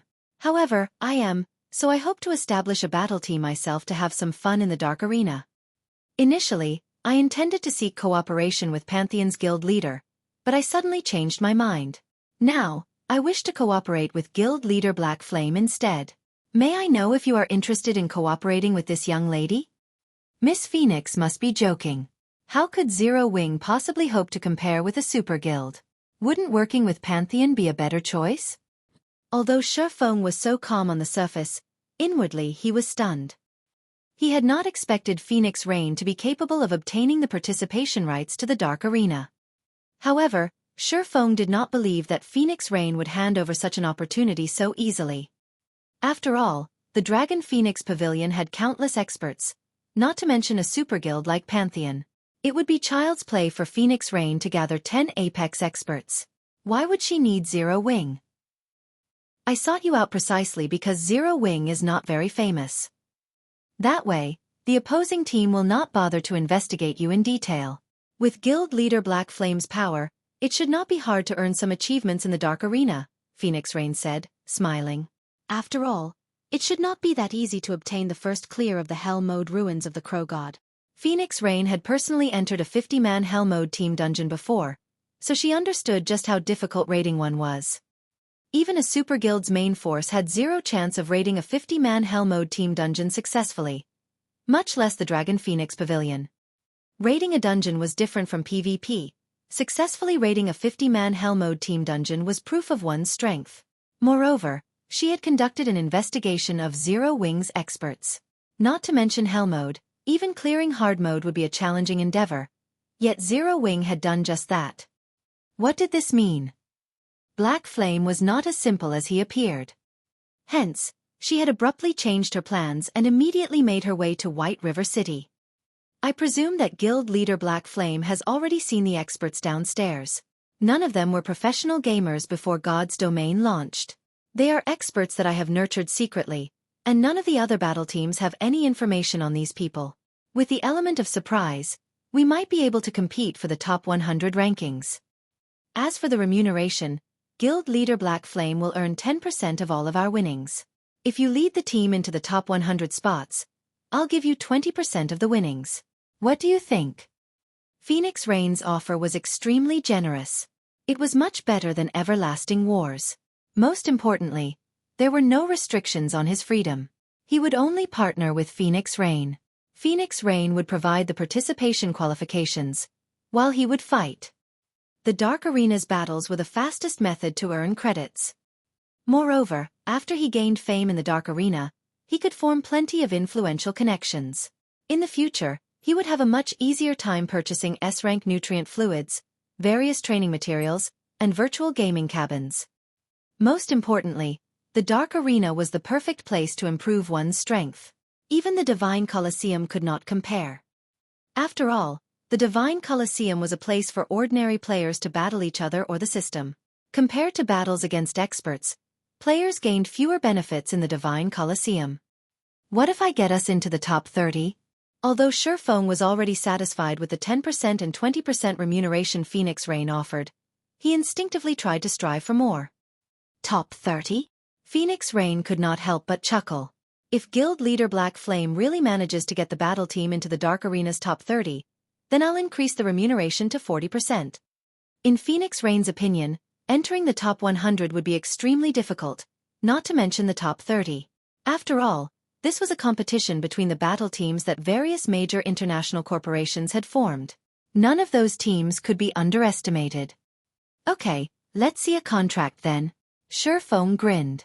Although he, too, doubted that they could achieve such a feat, he had not accepted the epic guild quest, Ancient Battlefield. If he could allow the guild's few top experts to train there for a time, they might have a chance of getting into the top 30. A moment later, Phoenix Rain and Xueqi established a contract. Let's go then. I'll introduce you to your team members. Phoenix Rain stored the contract and walked downstairs. The moment Phoenix Rain arrived downstairs, the tens of people sitting seated on the first floor of Blueberry Restaurant stood and greeted her respectfully. None of them displayed the temperament of an expert as they had with Xueqi. Even though several experts that had exuded violence had sheathed their auras. As expected of the woman known as the Demon Queen, she sure knows how to put on a powerful display. Xueqi was inwardly astonished. Chapter 631. Trial of Strength. Every player here was an expert. And as experts, they all had their own pride and principles they abided to. It would not be easy to get these experts to submit. Yet, looking into these experts' eyes, Xueqi could see the reverence that filled their hearts, proving that their actions were not due to Phoenix Rain's demands. "Miss, all 20 members are present," Pure Fragrance said in a low but respectful tone. Phoenix Rain nodded in response. Turning to Xueqi, Phoenix Rain asked, "Guild Leader Black Flame, how do you feel about these experts?" Of the 20 players present, all were level 30. Their equipment also consisted of level 25 to level 30 top-tier equipment. In White River City, these players would rank at the very top. Clearly, their skill spoke for itself. Every one of them was an expert who had experienced the baptism of live combat many times. Noobs like Fire Dance and Zero Wing's other core members, who had only gained their strength through arduous training, could not compare to these experts. One could feel the hostility they radiated from far away. "Amazing. You will not find many in Star Moon Kingdom who can match them," Xueqi replied truthfully. However, Xueqi's words instantly earned the ire of these 20 people. They glared at Xueqi, killing intent filling their eyes. They were all experts who Phoenix Rain had carefully nurtured. How could the lowly experts of Star Moon Kingdom possibly hope to be their equals? Guild Leader Black Flame, you may not realize this, but despite none of these people having any fame, they are not much weaker than the experts on the God's Domain experts list. They are even stronger than some of those experts, Pure Fragrance said contemptuously. Just how many people in Star Moon Kingdom ranked on the God's Domain experts list? On the other hand, if the 20 people present displayed their strength, every one of them could definitely rank on the experts list. One could just imagine how immense their strengths were. They were far beyond Star Moon Kingdom's top-tier experts. Xueqi did not refute Pure Fragrance's words. The God's Domain experts list had initially served as an analysis of experts who had publicly displayed their strengths. It did not record every expert within the game. At most, the list could be used as a reference. However, he also wasn't wrong. Although these people were strong, in White River City alone, there were plenty of experts who were much stronger. For example, there was Warwolf and Ghost Shadow. There was also no need to mention those unknown experts hidden throughout Star Moon Kingdom. While God's Domain was very large, Star Moon Kingdom was not small. How could it possibly be that easy to become one of the top experts in a kingdom? Fragrance. Enough. Have everyone introduce themselves so that Guild Leader Black Flame can establish the battle team more easily, Phoenix Raid softly instructed. There is no need for all of that. Anyone who can block my sword without using any skills will be admitted into the battle team. Of course, I won't use any skills either, Xueqi declared, not wanting to waste too much time. It seems that we are all going to become official members of the battle team today. A thin assassin in black snorted. The others similarly revealed annoyed sneers. Xueqi actually dared to underestimate them to such a degree. Initially, Xueqi had similarly surprised Phoenix Rain. However, she smiled and said, "Guild Leader Black Flame's suggestion will also work. Let's do as he asks then." Following which, everyone left the Blueberry restaurant and headed towards the Divine Coliseum. The Divine Coliseum was situated in White River City's central district. The Divine Coliseum was a massive tower that stood in the city's center. Although the Divine Coliseum had only recently been constructed, a sea of players flowed to and from the building. Ha ha ha! I passed the second floor today. I can finally take part in Zero Wing's entrance exam. Recruiting members for a level 25 team dungeon. Must have skill completion rate of 70% and above. Equipment must be at least Mysterious Iron rank. Heaven's Burial is recruiting guild members. Our guild has already cleared the hard mode ruins of the Crow God. If you wish to join, you must be able to clear the Divine Coliseum's first floor before you can take the entrance exam. In the Divine Coliseum's first floor hall, many independent teams shouted, recruiting members. In the past, these players usually recruited at the teleportation hall. Now, however, they had all come to the Divine Colosseum because they could determine a player's strength here. That way, they could be more at ease when they raided dungeons. Similarly, ever since the Divine Colosseum had emerged, guilds no longer looked at a player's level and equipment when allowing players to take part in their entrance exams.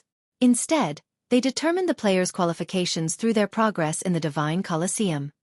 An ordinary player's techniques would not even be enough to pass the first floor of the Divine Colosseum. If one passed the second floor, they would be roughly as strong as an elite player. Meanwhile, one was definitely considered an expert if they could clear the third floor. Hence, it was very easy to determine the exact standard of a player. Upon arriving at the Divine Colosseum, Pure Fragrance spent 5 magic crystals to rent an amphitheater. In the amphitheater, players could fight however they wanted. The combat inside an amphitheater and the combat in the underground arena were different. In an amphitheater, players could set the rules of combat to their liking. For example, they could allow only melee combat, prohibiting the use of skills or tools. This would make fights much more realistic. On the other hand, such privileges were not available in the underground arena. After setting the rules, Xueqi and the 20 reserve members entered the amphitheater. "Miss, Black Flame is simply too arrogant. I'm going to enjoy watching him embarrass himself," Pure Fragrance gloated as she smirked at Xueqi. "Fragrance, you're underestimating Black Flame. The fact that he could become the #1 expert of Star Moon Kingdom and remain undefeated is already enough proof of his strength. Don't forget, even Martial Dragon was helpless against him. You will see just how skilled he is," Phoenix Raid said, smiling. When Pure Fragrance thought about the monster known as Martial Dragon, she could not help but tremble. An expert who had mastered a domain was an inhuman existence. In the entire Dragon Phoenix Pavilion, very few were capable of blocking Martial Dragon's attacks. After the last war between the Dragon Phoenix Pavilion and Zero Wing, the various large guilds at the time had investigated Black Flame in detail. After all, a person capable of lasting against Martial Dragon in battle was extremely rare, not to mention someone capable of killing the Berserker. Although Black Flame was not responsible for killing Martial Dragon in the end, the fact that he fought Martial Dragon as an equal was an astounding feat. However, the investigation's results shocked everyone. Black Flame's basic attributes were simply tyrannical. He had relied on pure destructive power to survive against Martial Dragon. To put it simply, Black Flame's equipment was excellent. Now, however, things were different. Since that battle, the various large guilds had improved their equipment constantly, strengthening their top-tier experts' basic attributes. Martial Dragon's basic attributes had grown significantly. If he faced Black Flame now, most likely, Black Flame would last only a few exchanges before dying. Meanwhile, the 20 reserve members present wore top-tier equipment. Their equipment also held Tier 2 gemstones. Every one of them wore 3 intermediate mana armor kits. In terms of attributes, they had eliminated their weaknesses. On the contrary, one could even say that attributes were their strong points. Hence, it was no longer possible for Black Flame to rely on pure destructive force to win his battles. Just as Pure Fragrance fantasized about the 20 reserve members toying with Xueqi, a shocking scene suddenly played out before her eyes. Before anyone realized it, Xueqi's first opponent fell to the ground, lying there motionlessly. "What happened?" Pure Fragrance muttered in disbelief. She was only distracted for a moment, yet the battle was already over.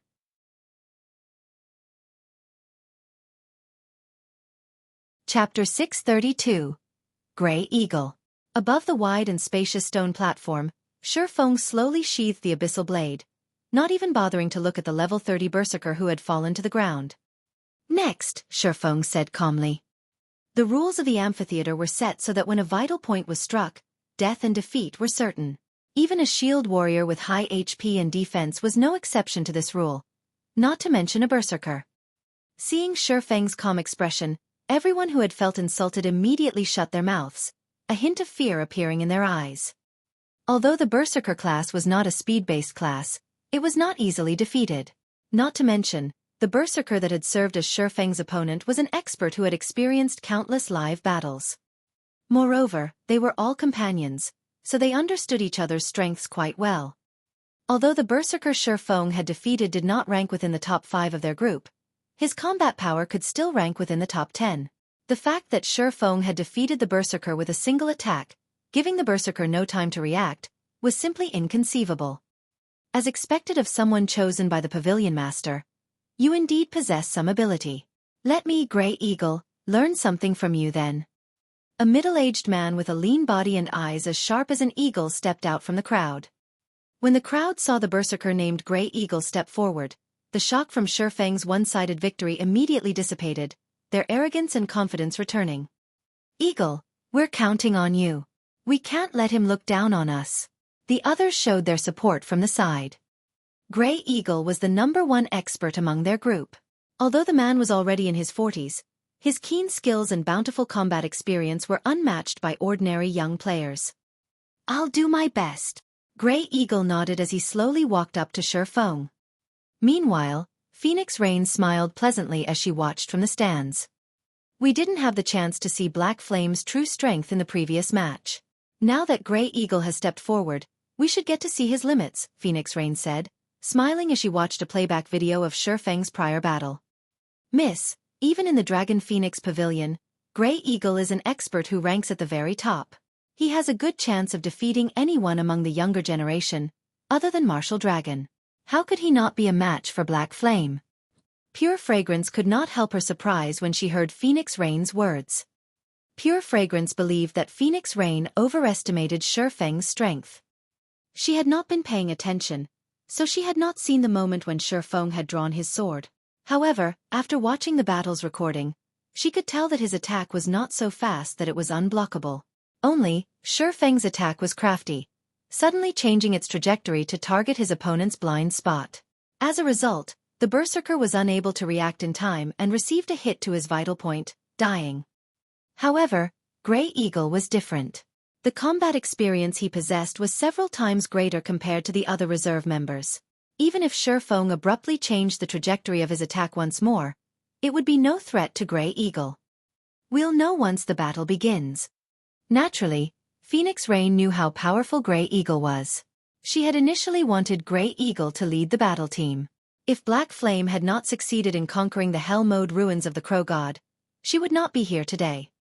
The moment Phoenix Rain finished speaking, the countdown timer above the stone platform also ended. Let me see just how strong you are. Grey Eagle retrieved his two-handed saber. Suddenly, his eyes grew cold. Even the surrounding temperature dropped. It seemed as if nothing could escape his frosty gaze. Before Xueqi could move, Grey Eagle sent his saber slashing at Xueqi's shoulder. Grey Eagle's attack was not fast. On the contrary, it was very slow. Even an ordinary player could react to and block the attack. It was as if Grey Eagle's attack were tempting his opponent to block it. In addition, Grey Eagle's saber targeted a vital point. Facing this attack, one would have no choice but to either block or dodge it. If Xueqi did not defend against this attack, choosing to attack Grey Eagle's vital point instead, the battle would end in mutual destruction. One could say that this was a suicidal blow. At this moment, those who were familiar with Grey Eagle laughed. They all knew that Grey Eagle was not trying to pit his life against his opponent's. Rather, he was using this attack to probe for his opponent's weaknesses. Normally, experts rarely had any weak points when they were on guard. However, the instant they launched an attack, they would reveal their greatest weak point. Hence, Grey Eagle tempted Xueqi to expose his weak point of his own accord. Then he would strike. Although Grey Eagle would also reveal his weak point, with his superior insight and abundant combat experience, he could easily suppress his opponent. In other words, Grey Eagle lured Xueqi to fight within his comfort zone. Due to this ability, many top-tier experts in the Dragon Phoenix Pavilion were helpless against Grey Eagle. Going all in? Xueqi laughed. You'll regret it. In the next moment, Xueqi recklessly dove forward, towards Grey Eagle's purple-black saber. He did not even bother using his sword to block the oncoming weapon. Has he gone mad? Grey Eagle was dumbfounded as he watched Xueqi's insane behavior. Does he think I'll show mercy? Or does he think he can avoid my saber at the last moment? Grey Eagle was very experienced in combat. Seeing as Xueqi was not a lunatic, the only possibility for such reckless behavior was that Xueqi believed he could evade his attack at the very last moment and take the opportunity to strike at his weak point.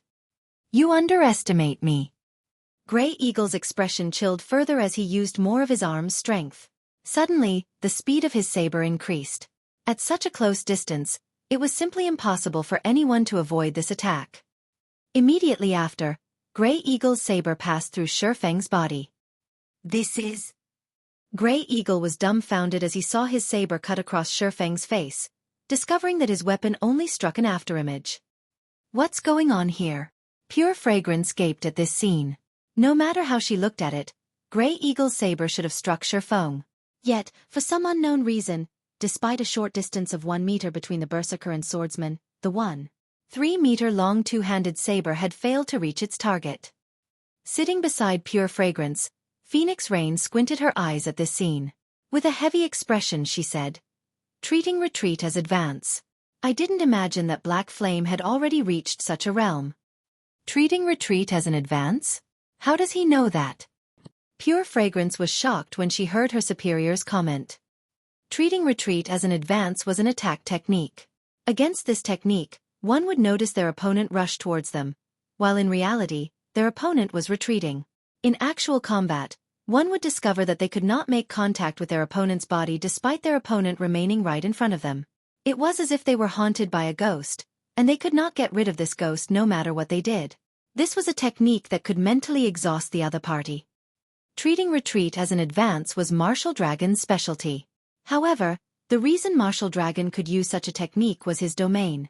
He was only capable of using such a combat technique due to his absolute control over his surroundings. Could he have learned it after his fight with Martial Dragon? How can that be? Thinking up to this point, Pure Fragrance felt a chill crawl down her spine. Following which, Grey Eagle brandished his sword over a dozen times at Xueqi. Every attack was swift and precise. Ordinary players could not defend against these attacks at all. Yet, no matter how hard the berserker swung his saber, his weapon never struck the swordsman before him. His attacks would always be off by a small thread. However, he could not stop his desperate and suicidal attacks. With such a short distance between them, if Xueqi attacked, he would not have enough time to react. No wonder the Dragon Phoenix Pavilion's men were so confident when Grey Eagle stepped up. He's an expert who has entered the refinement realm. If I had not gained some enlightenment from the Darkness Shrine, fighting him would have really been troublesome. At this moment, Xueqi already had a general grasp of Grey Eagle's standard. Time to end things.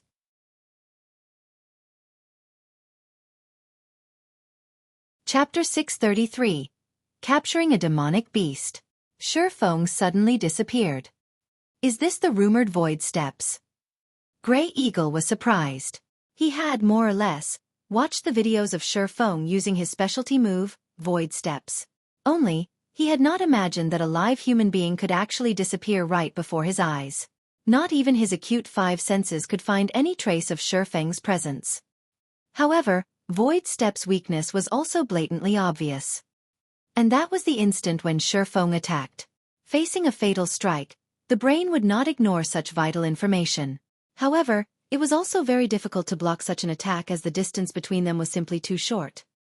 The most common method to counter Void Steps was to adapt to it gradually, allowing one's brain to stop ignoring the transmission of information. That way, Xueqi's Void Steps would be rendered useless. However, it was extremely difficult to achieve this. It was like trying to remember the faces of the hundreds of pedestrians one walked by every day. Remembering the faces of a few people was already a difficult feat, as the brain would automatically ignore the majority of such information. Hence, it was extremely difficult to unravel Xueqi's Void Steps. However, you still underestimate me. Grey Eagle grinned as he shifted the trajectory of his saber, swinging the weapon towards a vacant location. Dang! Sparks scattered as the sound of clashing metal echoed throughout the amphitheater. Suddenly, Xueqi appeared above the stone platform. Sure enough, he can grasp my general location. Xueqi was not at all surprised by Grey Eagle's performance. After all, the berserker had already entered the refinement realm. Grey Eagle's observational skills should be exceptional. Even with a lack of information, Grey Eagle should be able to grasp his general location. It was like his fight with Martial Dragon. With his domain, Martial Dragon was capable of processing all information within his domain without missing even the tiniest of detail. If Martial Dragon concentrated on observing his surroundings, he could render void steps utterly useless. Unfortunately, you only have a single weapon, whereas I have two. Xueqi increased the force he exerted with the abyssal blade, pinning down Grey Eagle's two-handed saber. Meanwhile, Purgatory's shadow, which he wielded with his other hand, completed a perfect arc as it slid through Grey Eagle's heart, leaving behind small and unnoticeable seam. Damn it!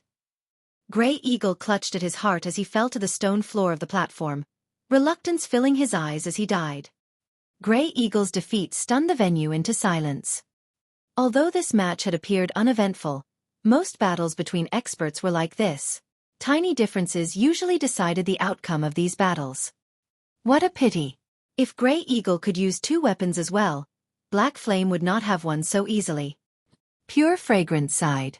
No matter what anyone said or did, Grey Eagle was a part of the Dragon Phoenix Pavilion. The fact that Grey Eagle was defeated so easily was not a good thing for the pavilion's reputation. Would two weapons really solve the problem? Phoenix Rain wore a complex expression as she watched Xueqi. He really is a hateful person. Grey Eagle was a berserker, a class that was known for its strength. The class's strength growth was the highest of any class, yet Xueqi had suppressed Grey Eagle with a single hand. This was enough to show just how high Xueqi's strength attribute was. With such an advantage, Xueqi could easily decide the outcome the moment the battle began.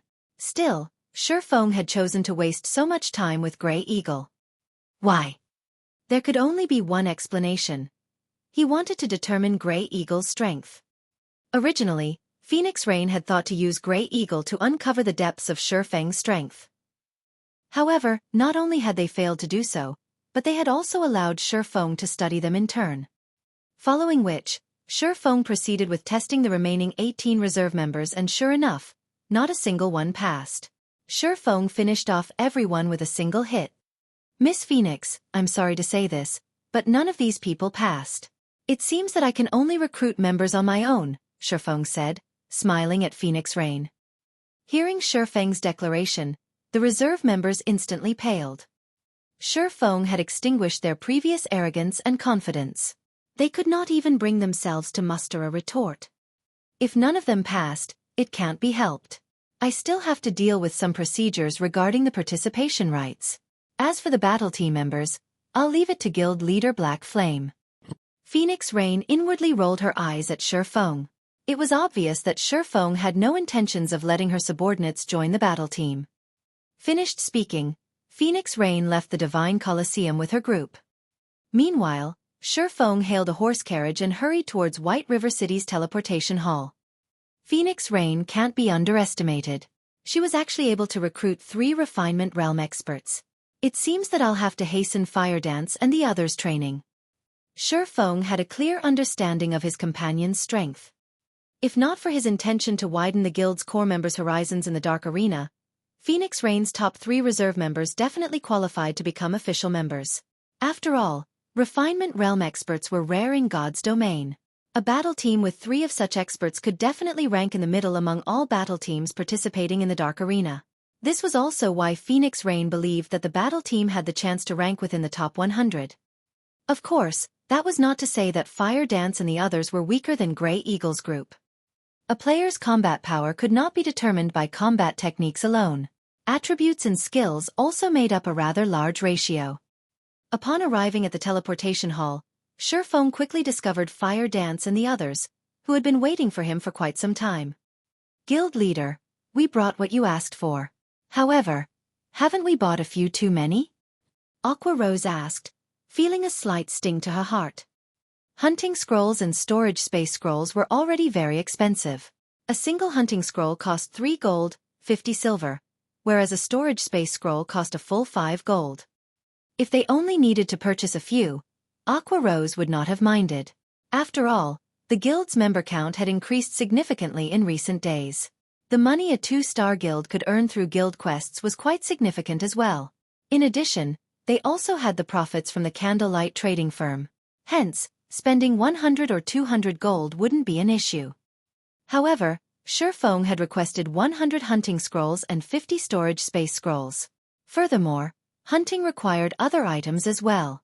In total, They had spent more than 800 gold to prepare for this hunting trip. Not even a bronze mount cost that much.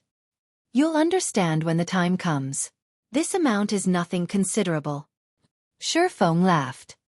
In the past, to obtain a slightly better guild mount, various large guilds had spent astronomical sums of money.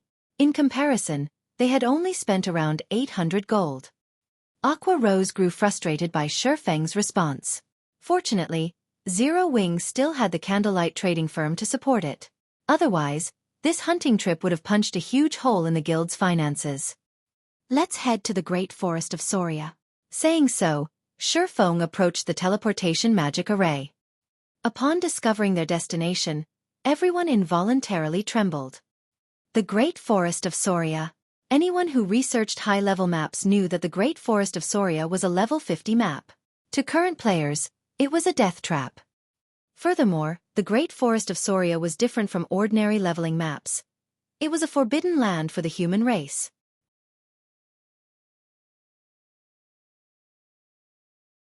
Chapter 634. Starfall City. Very quickly, Xueqi paid the party's teleportation fees. Each person cost 80 silver for a total of 4 gold, 80 silver for the whole party. An ordinary party could not afford to spend that much money even if they bankrupted themselves. The Great Forest of Soria was a neutral area situated between the Black Dragon Empire and the Star Moon Kingdom. Current players were not nearly strong enough to survive the area.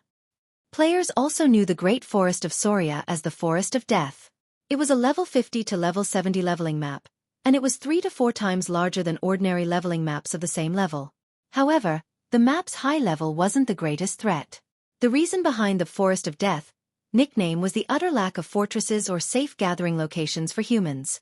Instead, the map was a haven for demonic beasts and half-orcs. The Great Forest of Soria was a kingdom of half-orcs, and it posed a great threat to players as the half-orc race was highly prejudiced against outsiders. Players could encounter the half-orc patrol squads at any time inside the Great Forest. Not only were these patrol squads extremely powerful, but they would also call for their other companions to ambush players. Hence, survival within the Great Forest was, to say the least, challenging. Through the teleportation array, Xueqi's party quickly arrived at Starfall City, a city near Star Moon Kingdom's border. Starfall City was the second largest city in Star Moon Kingdom's northern region. Although the city was near the kingdom's border, it was the most prosperous of all the cities in the northern region. Starfall City was of similar rank to White River City. Only, the city had a few more Tier 4 NPCs guarding it than White River City. There were a total of 7 Tier 4 NPCs. The city's defensive power greatly surpassed White River City and was only weaker than Star Moon City. This place is impressive. Blackie could not help his shock when he saw the busy street. There were a lot of NPC guards patrolling the streets, at least twice that of White River City. Other than the NPC guards, there were also plenty of merchants roaming about. One could also see many horse carriages carrying cargo coming and going. Moreover, these merchants were not limited to NPCs. There were also plenty of player merchants. These player merchants similarly rode horse carriages around the city. There were also plenty of player merchants who had parked their carriages in one place and hawked and bought various items. What are they doing? Cola noticed that these player merchants were frantically purchasing various materials and equipment from other players. There were even some who purchased common items from NPC merchants. Moreover, these player merchants purchased these common items in large quantities, costing up to dozens, or even more than 100 gold. Such an amount would be enough to fund a small guild for a relatively long time. None of White River City's players would be so insane as to purchase so many common items from NPC merchants. Those people are reselling goods and making a profit through the price differences, Xueqi explained. Making a profit through the price differences? Blackie was confused. But the NPC's prices are the same throughout Star Moon Kingdom. Only some unique items can be resold for a profit. Even so, there aren't usually many of those items available for sale, and normally, when the NPCs restock, large guilds usually buy everything, keeping them for their own use. Who are they planning to sell these common items to? To players, of course, Xueqi said, laughing. Although NPCs' common items in Star Moon Kingdom have uniform prices, the prices may be different in other kingdoms and empires. Some items sold in Star Moon Kingdom might be more expensive in the Black Dragon Empire, while some items might be cheaper. Meanwhile, these people are trying to make a profit through the difference in prices. Then, aren't there teleportation arrays? Wouldn't it be easier just to deliver their products using teleportation arrays? Blackie asked curiously. Why must they use horse carriages? Very simple. The transportation fees would be too high if they used the teleportation arrays. Moreover, only the capital city has an array that enables teleportation between other kingdoms and empires, and each teleportation would cost more than 1 gold. Their profit margin is not high. Moreover, a player can't carry enough items. They might even incur losses if they use teleportation arrays to conduct their trades. Meanwhile, a horse carriage can carry more than a dozen times that of players. Some good horse carriages can even carry up to 20 or 30 times. Although one may waste some time and encounter some dangers if they travel to the Black Dragon Empire via a horse carriage, in general, they can earn a lot of money with a single trip. These player merchants earn even more money than our guild's elite players. Xueqi had some knowledge regarding the merchant subclass. In the past, his guild had frequently organized caravans to conduct cross-border trade, earning significant funds for the guild. Meanwhile, Starfall City offered a natural advantage for cross-border trade. This was also why many merchants throughout Star Moon Kingdom specifically traveled all the way to Starfall City to develop themselves. Everyone came to a realization upon hearing Xueqi's explanation. They had never imagined that the cross-border trade was such a profitable business. The wages Zero Wing offered were among the highest of all guilds in Star Moon Kingdom. The money its elite members earned each day was several times more than the elite members of other guilds. The money they earned could even rival that of ordinary experts. Yet, these merchant players actually made more money than Zero Wing's elite members. In other words, these merchant players made more money than even the ordinary experts in God's domain. Alright, split up and look for any caravans that are about to depart, Xueqi ordered. There was a great distance between Starfall City and the Great Forest of Soria. If a player relied on their own 2 feet to travel, it would take over 10 hours to reach the Great Forest. If Xueqi were traveling alone, he could simply teleport to the Great Forest with the aid of the 7 Luminaries ring, saving him a lot of hassle. Unfortunately, none of his other party members possessed the 7 Luminaries ring. Hence, they would have no choice but to travel to the Great Forest on foot. Meanwhile, if a caravan were about to embark from Starfall City to the Black Dragon Empire, they would have to pass through the outermost region of the Great Forest of Soria. If one traveled via horse carriage, the journey to the Great Forest would only take 3 or 4 hours. It was much faster than even common mounts. However, the road to the Black Dragon Empire was not easy for a caravan. A caravan normally required an escort of guards. Meanwhile, powerful players would often accept such escort quests as they were extremely profitable. The money one could earn from these quests was several times higher than ordinary high-level quests. Only, one would have to invest a lot of time to complete the quest. A dozen minutes or so later, Aqua Rose located a caravan that was about to depart for the Black Dragon Empire. This caravan was not particularly large. In total, there were only a dozen or so horse carriages. Moreover, it was a caravan that consisted entirely of players.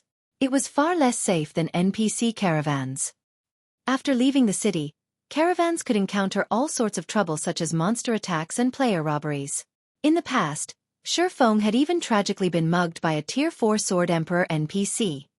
Meanwhile, in an NPC-organized caravan, there would usually be some NPC guards escorting the caravan. Ordinary players would not dare consider robbing such caravans. Monsters offered the greatest danger these caravans. Player-organized caravans, on the other hand, were often the targets of players who had joined the Dark Forces. Of course, with risk comes opportunity. If player merchants joined an NPC-organized caravan, their profits would decrease sharply. The maximum amount of money they could earn from a single trade was only 1/3 of the money they could make if they joined a player-organized caravan. Of course, even this was still a significant amount of money to an ordinary player. In other words, a player-organized caravan's profits were 3 times that of an NPC-organized caravan. Naturally, courageous or strong players would take this risk. Our Red Rain caravan is not some weak caravan. We don't welcome weaklings here. Not to mention, you guys are only planning to join us to the Great Forest of Soria. You will occupy our guard slots for nothing. A female ranger with a charming and flirtatious look sneered. This female ranger had black, shoulder-length hair and wore a black and red tight-fitting leather jacket.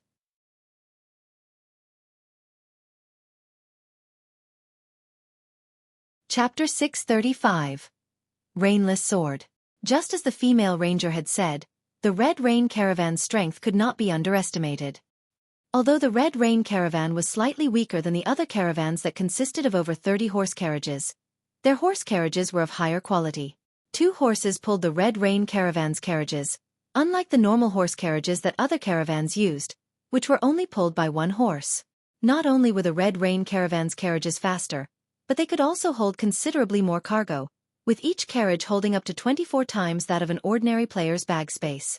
Moreover, due to the horse carriages being of a higher rank, they could hire 2 more guards than ordinary carriages. Forming such a powerful caravan at this stage of the game displayed the great capability of this player group.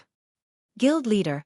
Although there are several other caravans that are about to leave, we'll have to wait for another 3 to 4 hours for them to resupply before they set out. However, this caravan doesn't want guards that will quit halfway through the journey, Aqua Rose reported. Although there were many caravans in Starfall City, that did not mean that a caravan was available to set off at any time. It's their loss for not picking powerful guards like us, Cola snorted. He had just replaced his old shield with the divine Bluefire shield, his strength increasing significantly, so he felt somewhat irritated by the fact that the Red Rain Caravan had ignored him. Xueqi swept a glance over the Red Rain Caravan that was recruiting guards some distance away. The Red Rain Caravan consisted of a total of 16 bronze carriages, each holding a maximum of 5 people. That was 2 more than common carriages. In other words, the Red Rain Caravan could carry a total of 80 people. After including the caravan's merchants, they could recruit up to a maximum of 50 guards. If the caravan allowed Xueqi's party of 6 to take up 1/8 of the remaining slots, it would greatly strengthen the caravan. Currently, Xueqi's group wore black cloaks to hide their identities. Outsiders could not discern their appearances at all, not to mention their guild.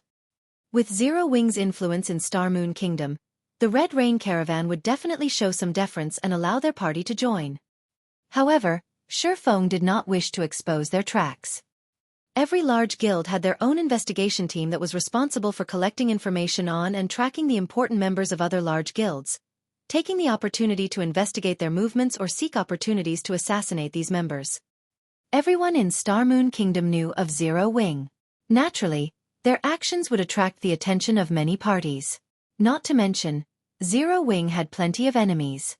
If someone discovered their tracks, some of these enemies might go out of their way to deal with them. Although Xueqi was not afraid of his enemies, he did not wish to risk exposing the location of a rare guild mount and the method of capturing it. That would be a huge loss for him. Therefore, Xueqi had everyone in his party hide their identities. I'll negotiate with them. Xueqi shook his head and smiled. He then walked towards the lead female ranger.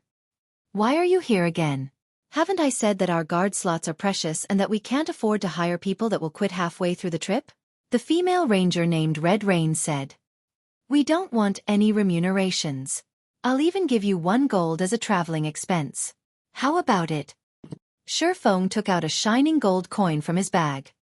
Although the Red Rain Caravan transported a lot of goods, they could not earn much. To the caravan, 1 gold was a significant amount of money. Hearing Xueqi's offer, Red Rain hesitated. Although the Great Forest of Soria is only halfway, most of the dangers on the way to the Empire come from the Great Forest itself. As long as you get through the Great Forest, you shouldn't encounter any problems on the remaining journey. We'll part ways only after we exit the Great Forest. How about that? Xueqi offered another suggestion. Red Rain was clearly tempted. Indeed, just as Xueqi had stated, the truly dangerous area from Starfall City to the Black Dragon Empire was the Great Forest of Soria. The Great Forest was the best place for players to set up an ambush. At the same time, the Great Forest was also where caravans would most likely encounter monster attacks. As long as they passed through the Great Forest, their trip to the Black Dragon Empire could basically be considered a success. Just agree to their offer. Our Red Rain Caravan is famous in Starfall City. Those bandit players normally take the long way around to avoid us. What's wrong with earning a little more money?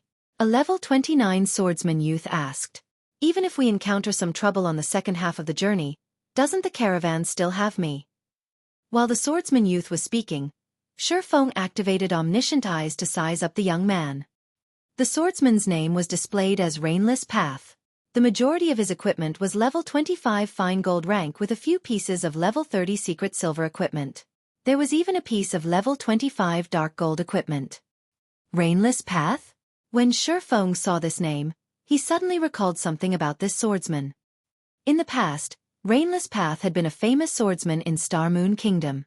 At his peak, he had ranked within the top 30 swordsmen in Star Moon Kingdom. Back then, he had also been known as Rainless Sword. His name had shaken the entire Star Moon Kingdom. Unfortunately, his growth had been limited by the fact that he was an independent player. For an independent player like Rainless Path to place within the top 30 of the Kingdom swordsmen was an amazing feat. Alright then. I accept your offer. However, we have to make a contract first, Red Rain sighed as she conceded. She thought that she was behaving too conservatively.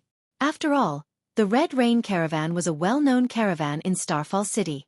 Bandit players normally would not try to make an enemy of their caravan. Even in the off chance that someone did try to rob them, they still had an expert like Rainless Path. Okay. Xueqi did not object to signing a contract. With a contract, both sides could feel at ease. Afterward, Xueqi and his party entered into a contract with the Red Rain Caravan. The contract required Xueqi's party to pay a remuneration of 1 gold to the Red Rain Caravan. In return, the Red Rain Caravan would transport his party to the Great Forest of Soria. The two groups would part ways once they exited the Great Forest. After another dozen or so minutes, the Red Rain Caravan recruited enough players to fill the remaining guard spots. Shortly after, the caravan departed from Starfall City. The bronze carriages were very fast. Moving along the highway, it took only 2 hours for the Red Rain Caravan to reach the Great Forest of Soria. Level 50 monsters roamed the Great Forest's outermost region. However, due to the Star Moon Kingdom and the Black Dragon Empire armies often clearing the monsters around the highway, the Great Forest's monsters did not dare approach the highway casually. This allowed players to organize their own caravans to travel between these two countries. Moreover, with the current level of players, as long as they possessed some equipment that had the Ignore levels attribute and the protection skills unique to caravans, even a player caravan could pose a certain degree of threat to level 50 monsters. As long as there were not too many monsters, a player caravan could even kill off the level 50 monsters. Only, during transport, the players in a caravan would not get any loot or EXP from the monsters they killed. Hence, players were unable to take advantage of the caravan's strength to grind for EXP and items. Moreover, the carriages could only travel on commercial roads. They could not travel to other locations. Otherwise, players would not need to purchase mounts. Shortly after the Red Rain Caravan entered the Great Forest of Soria, a thinly built ranger hiding in a towering tree noticed the caravan. This ranger then activated Eagle Eyes and carefully observed his target. "Boss, another caravan has arrived," the ranger said through the team chat. "Which caravan is it?" A rough and barbaric voice came from the other side. Looking at the symbol, "It seems to be the Red Rain Caravan," the thinly built ranger said, licking his lips. "Red Rain Caravan. Excellent. I'll show that slut, Red Rain, that struggling is useless, even if she has Rainless Path. Send me their coordinates." Today, the 1,000-mile killers will take this opportunity to lay our hands on the Red Rain Caravan for never paying tolls. The thinly built ranger immediately sent the Red Rain Caravan's coordinates to his boss. "Ha ha ha. We're going to make a fortune. I heard that the Red Rain Caravan is as rich as an oil baron. The caravan has even given Rainless Path a dark gold weapon. Their riches will be ours, the 1,000-mile killers." The thinly built ranger drooled as he watched the bronze carriages of the Red Rain Caravan.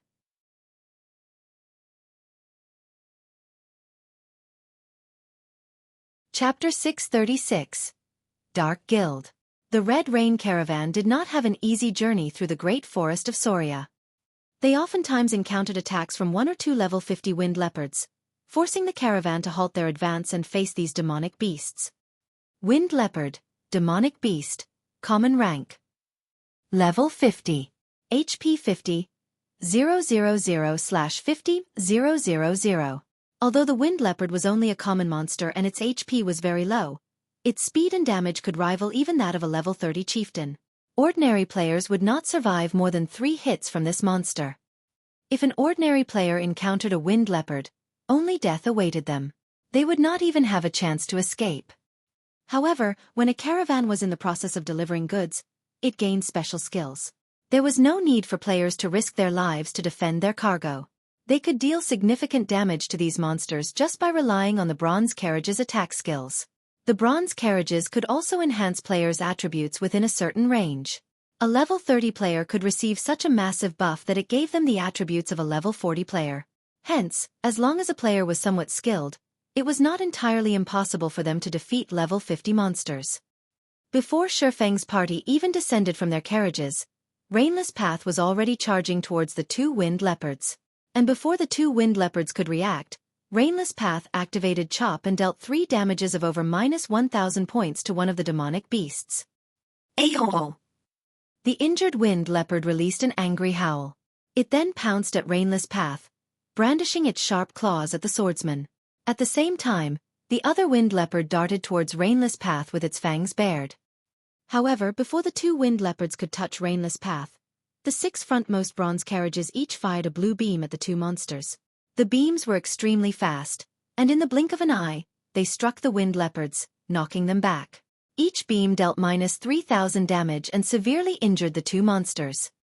Rainless Path circled to the wind leopards' backs, aiming Earth Splitter at their hind legs. The keen edge of a dark gold longsword was extraordinary. Immediately, Rainless Path's weapon sliced through the leopard's thick hide, damaging the tendons and greatly reducing the monster's mobility. Following which, the other bronze carriages fired beams as well, and in a short moment, the two wind leopards were dead. Meanwhile, Rainless Path had even not received a single point of damage. The coordination between player and carriages was perfect. Xueqi and the other guards had no chance to display their skill at all. Sheathing his long sword, Rainless Path leaped back onto his carriage and said, "Let's go." This scene shocked many of the caravan's guards. Rainless Path was able to defeat 2 level 50 wind leopards without suffering any damage. In all of Starfall City, very few were capable of such a feat.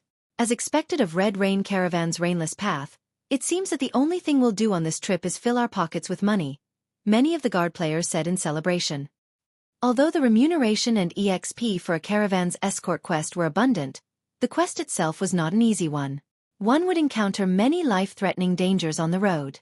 Hence, not many players in Starfall City were willing to accept an escort quest. However, it was a different story if the escort quest was for a powerful caravan. In such cases, taking on the quest would be the equivalent of free money and EXP. If he already has such precise physical control now, chances are that, among those in the guild, only Fire Dance and Violet Cloud can defeat him. It's no wonder why he was able to make a name for himself in Star Moon Kingdom despite being an independent player. Xueqi was able to gauge Rainless Path's combat standards during his previous battle. The current Rainless Path was many times stronger than Xueqi when he had first logged into God's domain in this life. At a stone bridge in the Great Forest of Soria's outer region, multiple level 27 and higher players hid in the surrounding forest. At such a distance, ordinary players traveling the road could easily discover these players. However, they had used isolation scrolls. Although they were not invisible, the scrolls blurred their bodies, making it very difficult to notice them by sight alone while they hid in the forest. The person leading this team was a level 29 berserker wearing black scale armor and wielding a silver greatsword. Watching the quickly approaching caravan, he sneered as he said, "They're finally here. Get into position." Upon receiving this man's command, every team member took out an earthy yellow magic scroll from their bags. The moment the Red Rain Caravan's carriages entered their encirclement, the leading berserker shouted, "Go!" The members of Thousand Mile Killers immediately activated the yellow magic scrolls. In the next moment, thick walls rose from the road, sealing off the path ahead and behind the Red Rain Caravan, preventing the carriages from advancing or retreating. The ambush took the Red Rain Caravan's players by surprise. Before anyone could react, nearly 100 players burst from the forest on both sides of the road. Normally, when attempting to plunder a caravan, one could not have too many players because if too many players joined the fight, the caravan's special skills would grow stronger, making the caravan far more difficult to deal with. When attacking a caravan consisting of a dozen or so carriages, a small army of 100 players offered the best results. 1,000 Mile Bear. Red Rain's expression sank, her beautiful eyes glaring at the berserker amidst the crowd. "We have never interfered with each other's business. What is the meaning of this?" The 1,000-Mile Killers was a red name team that had already plundered countless caravans. 1,000-Mile Bear was their leader. However, the 1,000-Mile Killers had never attempted to rob Starfall City's famous caravans. Hence, the various famous caravans had never bothered to join hands to deal with the 1,000-Mile Killers. Red Rain had never thought that 1,000-Mile Bear would break the unwritten rule after all this time and target their Red Rain caravan. "Red Rain, do you really think that I don't normally target you guys because I am afraid of you?" 1,000-Mile Bear grinned. Coldly he said, "Hand over 1 piece of dark gold equipment and 5 pieces of fine gold equipment. Oh, and leave your carriages behind. Otherwise, none of you will leave here alive." 1,000-Mile Bear, do you think that our Red Rain caravan is that easy to bully? If you're strong enough, take it yourself. Red Rain unslung the dark blue longbow from her back and fired multiple arrows consecutively at the level 29 berserker. Although an arrow was not as powerful as a spell, it was much faster. Rainless Path also unsheathed his long sword and swiftly charged towards 1,000-Mile Bear. In order to round up bandits, one must first catch their ringleader. If 1,000-Mile Bear died, the other members of his team would fall into disarray. "Since you don't know when to give up, don't blame me for not showing mercy." 1,000-Mile Bear swung his great sword, deflecting the incoming arrows. He then called out to the 12 black-robed players behind him, saying, "It's up to you guys now." All 12 black-robed players hid their identities. Their appearances were also indiscernible. However, all 12 radiated a bone-chilling aura. The 12 players nodded silently before splitting up and charging towards the caravan. They did not bother dealing with Rainless Path as a group. "I heard that you are a swordsman expert. I want to see just how strong you are." One of the robed players, a swordsman, unsheathed his pair of swords as he approached Rainless Path, wearing a playful expression. The black-robed swordsman activated Wind Blade, arriving before and brandishing his swords at Rainless Path. As if they were venomous snakes, the black-robed swordsman's 2 swords struck at Rainless Path's heart and neck with deadly precision. The attacks were so fast that Rainless Path barely saw the weapon's after images. "Who are you?" Rainless Path was shocked. Hurriedly, he swung his long sword to block the attack. Throughout Starfall City, only a few players were capable of such speed and accuracy, and Rainless Path knew practically every swordsman in the city who could achieve such a feat. However, he could not remember anyone who matched the size and aura of the black-robed swordsman. Dang! Dang! 2 rings of metal clashing resounded. Although Rainless Path blocked the black-robed swordsman's attacks, he had been forced to retreat by 2 steps. The black-robed swordsman was slightly stronger than Rainless Path. However, Rainless Path did not lack speed as he slashed at his opponent's black cloak, revealing the mysterious swordsman's true identity. The mysterious swordsman was actually a severely emaciated youth. However, the youth's character ID was as crimson as a deep pool of blood. A black skull also graced the boy's silver armor, and his entire body radiated a faint bloody glow. "What is the Dark Guild, the Million Ghosts, doing here?" Rainless Path could not help his shock when he saw the skull-shaped guild emblem. "You really are powerful. However, what do you think of this?" The swordsman youth laughed. In the next moment, he swung his swords and sent 10 sword images towards Rainless Path. All 10 sword images appeared before Rainless Path's body simultaneously, making them impossible to block or dodge.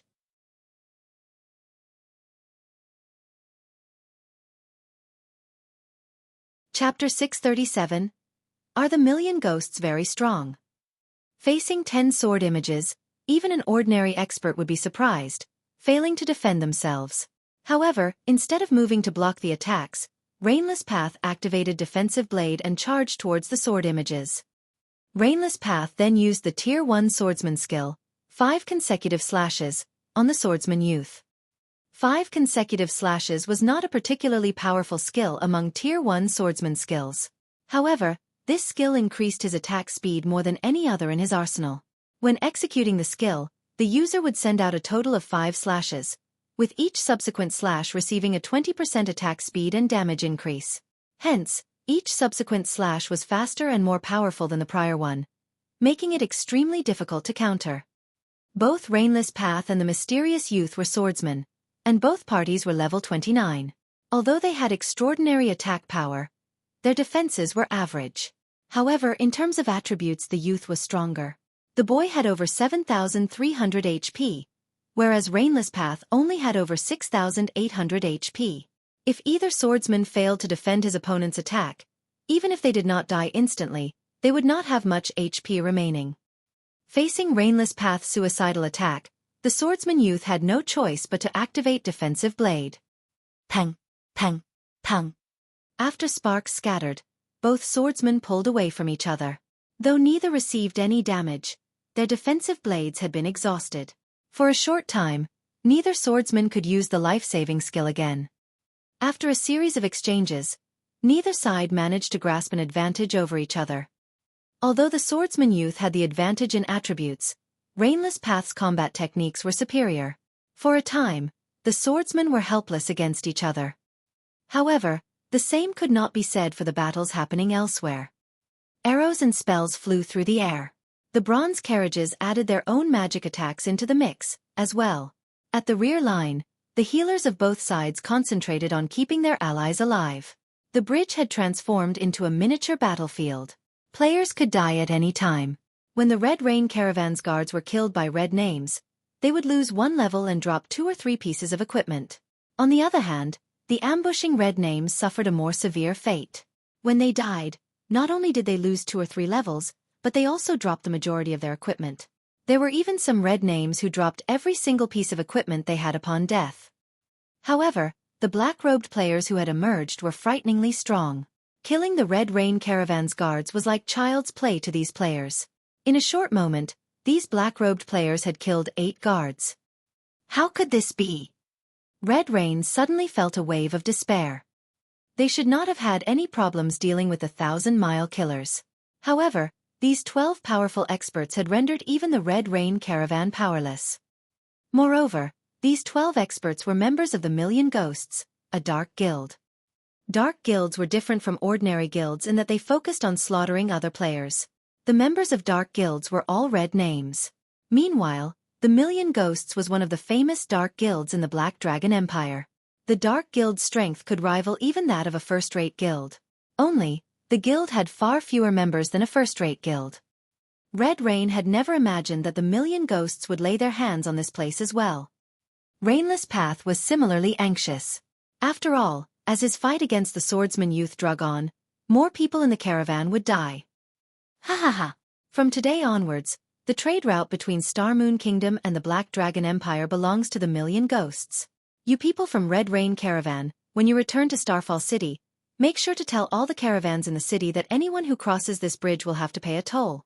Otherwise they will share your fate. 1,000-Mile Bear arrogantly declared as he overlooked the battling crowd. The Red Rain Caravan's members could not help but despair at these words. The Million Ghosts intended to use them as an example for the people of Starfall City. So that's the case. However, are the Million Ghosts very strong? Xueqi asked, chuckling as he looked down on the level 29 Berserker. Dark guilds would normally occupy some high-traffic routes, making a fortune in tolls. However, Xueqi had never imagined that the Million Ghosts Guild would discover the importance of trade routes and begin claiming them so quickly. It was just like how the Candlelight trading firm was charged an export fee when selling their products in other cities. If they exported products to other countries, however, the fees were much higher, charging 30% of the item's price.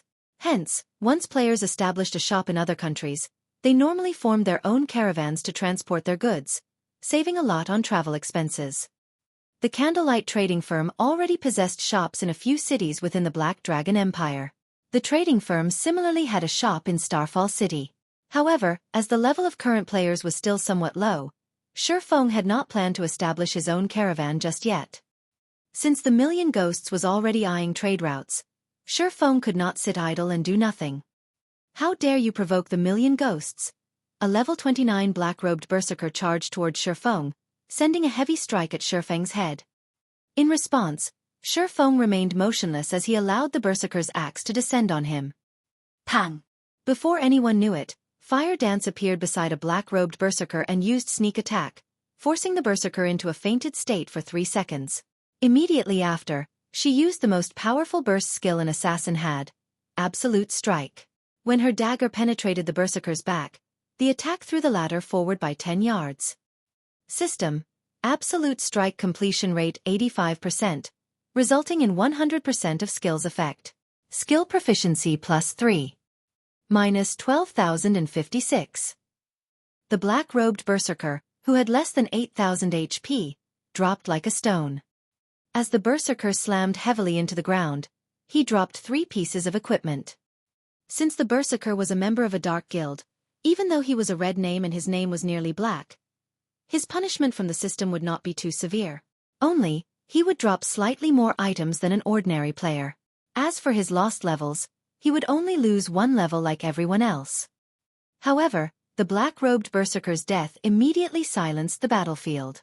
Everyone's attention shifted towards Fire Dance, who currently wore a black cloak that blurred her appearance. "Who are you?" Thousand Mile Bear asked, his expression turning grave as he stared at Xueqi. The 12 experts the Million Ghosts had sent were all core members of the Dark Guild. Every one of them was extremely powerful. Meanwhile, the berserker that Fire Dance had killed ranked 5th out of the 12 experts. If such a person died from a single hit, even an idiot could tell that Xueqi's group was not ordinary. Red Rain, who had begun to despair, also stared at Xueqi's party in disbelief. So strong. Rainless Path could not help but shiver when he recalled Fire Dance killing the black-robed berserker instantly. When he placed himself in the berserker's shoes, he felt that he would not have even had time to activate Defensive Blade, dying instantly. With such strength, Fire Dance could definitely rank at the very top of Starfall City. She was not someone that he could hope to contend with. At this moment, Xueqi waved his hand and said, "Get rid of them. Teach the Million Ghosts that there are some things that they are not allowed to touch." Fire Dance and the others nodded as they dashed towards the Million Ghosts experts. Although there was not much of a level difference between them, in terms of equipment, Fire Dance and the others were leaps and bounds above the Million Ghosts experts. Not to mention the Dark Guild's core members, even the Million Ghosts guild leader would not have equipment that could compare with a Tier 1 set equipment. Cola charged at a level 29 black-robed assassin and used Divine Shield Strike. The Divine Bluefire shield transformed into a blue meteor that struck the assassin and dealt minus 2,748 damage.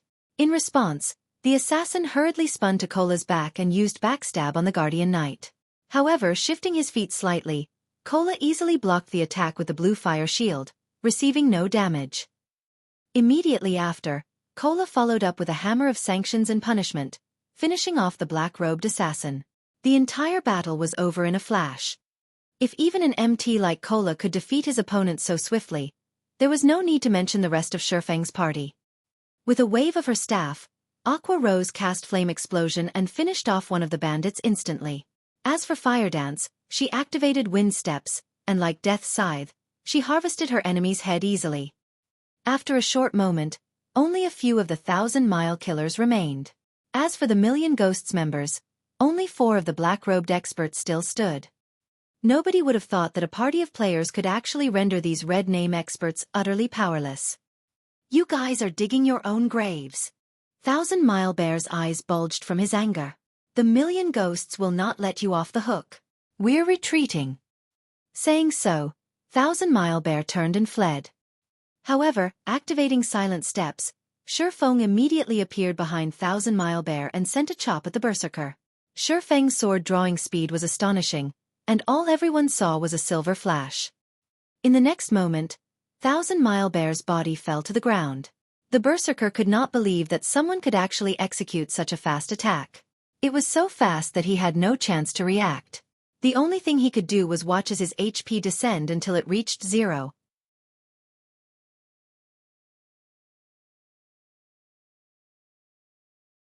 Chapter 638. Forming a Caravan. 1,000-Mile Bear's instant death stupefied the Million Ghosts members who had been fleeing for their lives. Xueqi was simply too fast. They had only heard 1,000-Mile Bear finish his words, and in the next moment, his body hit the ground. And before anyone had noticed, Xueqi stood beside 1,000-Mile Bear like the god of death. Monster! This thought immediately possessed the minds of the Million Ghosts members. They finally understood why Xueqi looked down on the Million Ghosts. With such strength, not even the big 3 in their guild would be his match. Both Red Rain and Rainless Path stared in shock at Xueqi quietly standing in the distance. They were very familiar with Thousand Mile Bear's strength. Even if they worked together, they would need to expend a lot of effort to defeat him. Thousand Mile Bear might even escape. However, as if he stepped on an ant, Xueqi only needed an instant to kill the berserker. They could no longer fathom just how strong Xueqi was. And here I thought that his companions were strong enough. I never imagined that the man himself would be even stronger. Thank goodness I accepted his request. Red Rain was somewhat afraid as she thought back to how she had taken a gold coin from Xueqi. Fortunately, she had not offended Xueqi with her words or actions. Otherwise, the consequences would be unimaginable. So that's what a real expert looks like.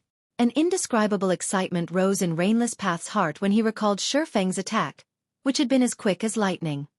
In Starfall City, he was already considered one of the city's peak experts. There were not many worthy opponents for him in the city. However, upon seeing Xueqi's stunning performance, he finally understood what a real expert was. A real expert was someone who could exert their body and techniques to their limits, someone who could utilize their strength with maximum efficiency, and someone who was more than just slightly stronger than an ordinary player. After Thousand Mile Bear died, Fire Dance and the others swiftly dispatched the remaining Million Ghosts members and collected some excellent equipment. Although these level 25 dark gold and fine gold items were of no use to Fire Dance and the others, there were a bunch of people in the guild who would fight over for them. Hence, the party silently pocketed the equipment, not bothering to leave any for the Red Rain Caravan. Many thanks for Big Brother Expert's help. Without you taking action, our Red Rain Caravan would have been obliterated. Red Rain repeatedly expressed her gratitude to Xueqi. Although Xueqi hid his name, from the vague appearance Red Rain saw beyond the cloak, she could tell that Xueqi was not a child. Hence, she referred to Xueqi as Big Brother Expert. There is no need to thank me. I am only doing my job as a guard. Xueqi waved his hand. He then shifted his eyes to the Million Ghosts' corpses, commenting softly, "A dark guild is already targeting this trade route. In the future, any caravans that pass through here will have to pay a toll. I wonder what plans Miss Red has for the future?" Compared to ordinary guilds, dark guilds were far more overbearing. They would not give up a potential source of income just because of one failure. They would mobilize their forces, attacking again and again like a pack of hungry wolves. They would not give up before achieving their goals. After all, dark guilds had significantly fewer sources of income than ordinary guilds. In order to develop themselves, it was a necessity to resort to such desperate actions. Moreover, as players' levels increased, trade routes would become increasingly prosperous. One could collect astronomical tolls. Moreover, it was a costless business. If a dark guild managed to take control of multiple important trade routes, its income would most likely exceed even the candlelight trading firms, which was why it was impossible for the Million Ghosts to give up on the trade routes. For a caravan of independent players like the Red Rain Caravan, there was no safety to speak of. Even an expert like Rainless Path could not change the outcome. After all, an independent expert's strength was limited. In the past, after Violet Cloud left Ouroboros, she had similarly established her own workshop to serve as her foundation.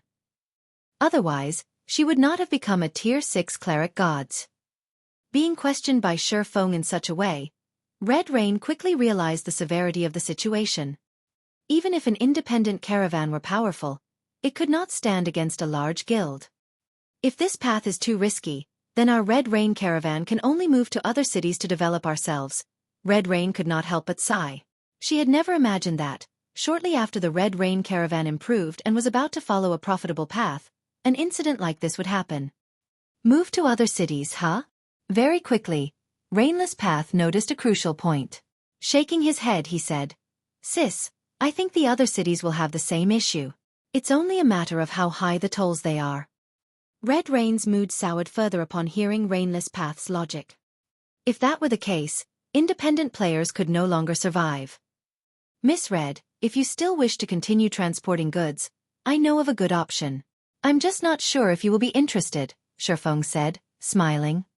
"Big Brother Expert, please, tell us." Red Rain was definitely interested in what Xueqi had to say. The Candlelight trading firm has recently begun to hire caravans to ship its goods to other kingdoms and empires. With the backing of the trading firm, You won't have to worry about large guilds robbing you when transporting goods in the future. Xueqi finally revealed his true goal.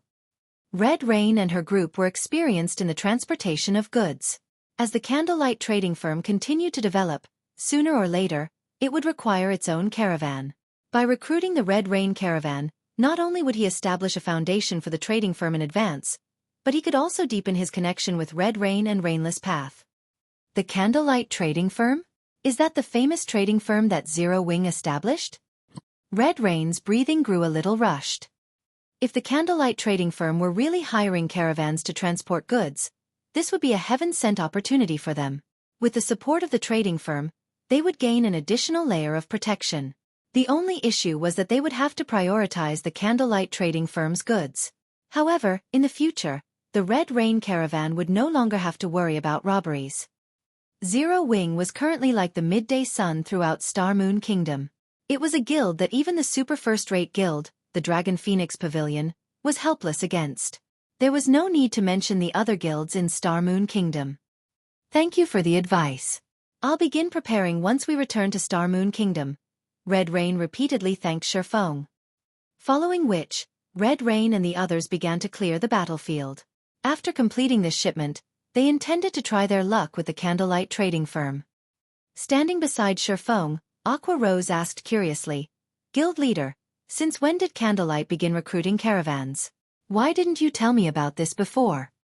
It was not an easy task for a caravan to transport goods. The previous battle made this obvious. There were many problems involved in such an operation, and they were extremely troublesome to deal with. "I just decided it," Xueqi laughed. Aqua Rose was speechless. She could not help but shift her gaze towards Red Rain, before returning her gaze to Xueqi, a meaningful smile appearing on her face. She looked at Xueqi as if saying, "I see." Half an hour later, the Red Rain caravan arrived at the exit of the Great Forest of Soria. Reaching this point, Xueqi and the others had fulfilled their agreement. After parting with Red Rain and the others, the party advanced into the inner regions of the Great Forest. Roughly 4 hours later, Xueqi's party arrived at a small lake in the forest. "Guild leader, aren't we trying to capture a guild mount? Why aren't there any monsters here?" Blackie glanced at his surroundings, failing to find a single monster around the lake. No matter how he looked at it, this was not an area for capturing mounts. Shortly after Blackie finished speaking, the sound of wings reached his ears. Turning to the source of the sound, Blackie noticed a golden-winged lion that was over 20 meters long descending from the sky, landing beside the clear lake. "A great lord!" Blackie gaped as he saw this monster. Every member of the party was shocked.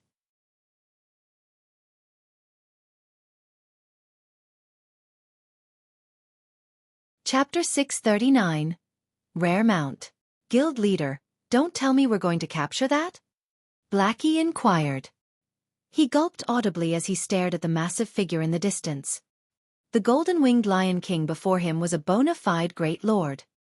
Moreover, it was no ordinary great lord. It was a level 60 great lord. It was definitely part of the ruling class of monsters. It could obliterate them with a sneeze.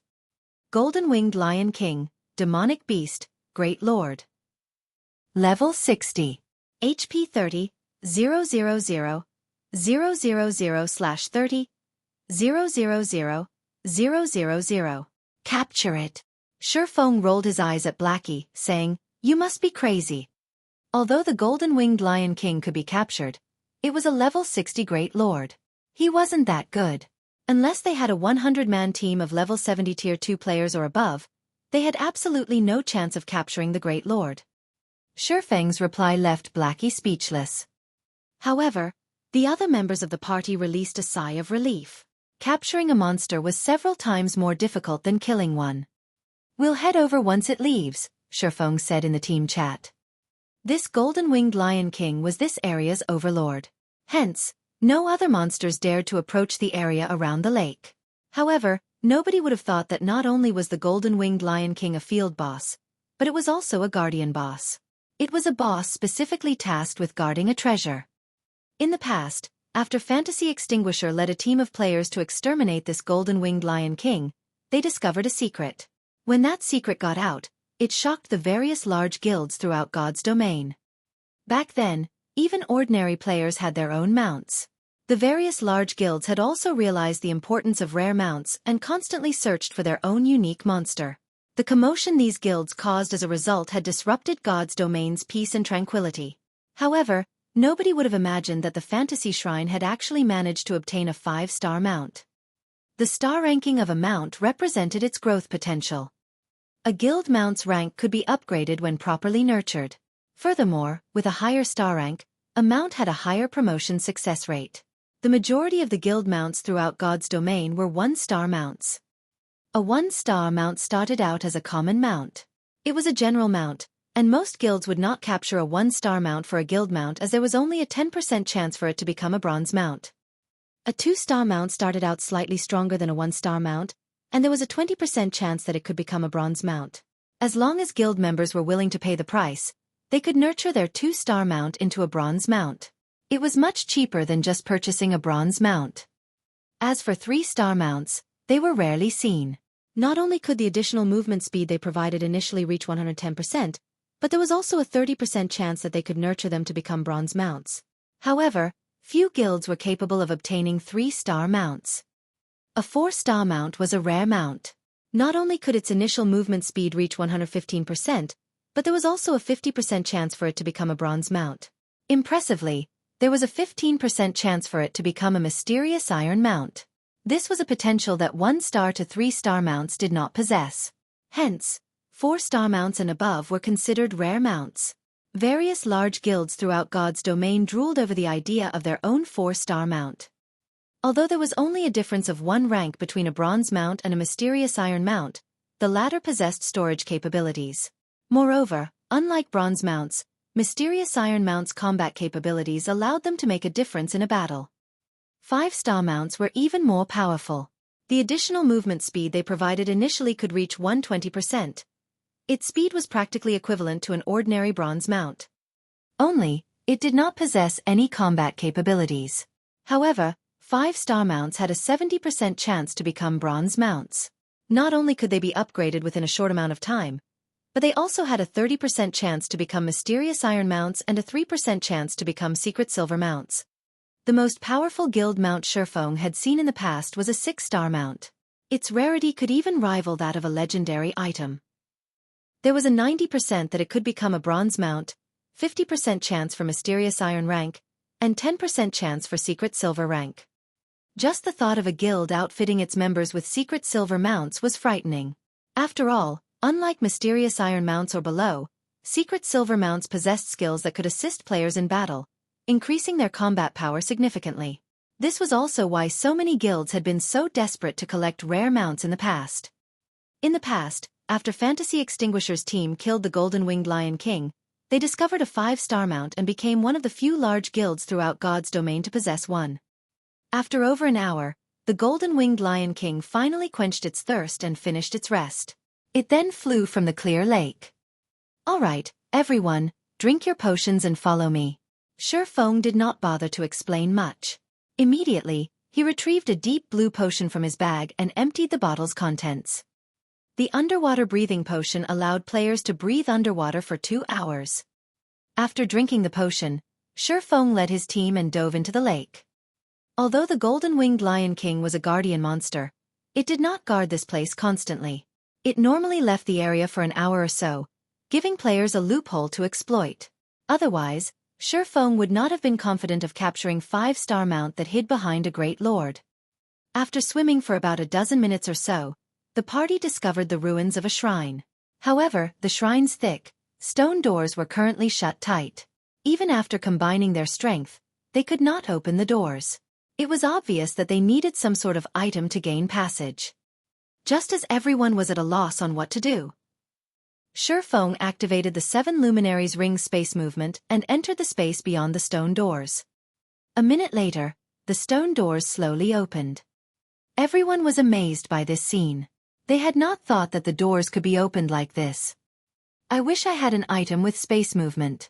I could easily teleport into any shrine I find without wasting effort looking for a way to open the doors," Blackie said enviously. "This method is only viable for shrines that are not magically sealed.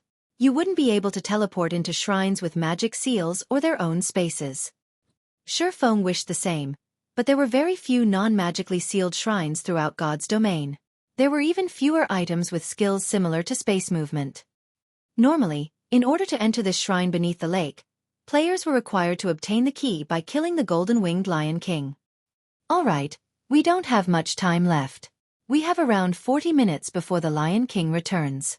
We need to finish the job within these 40 minutes. Xueqi no longer bothered to explain. Immediately, he swam further into the shrine.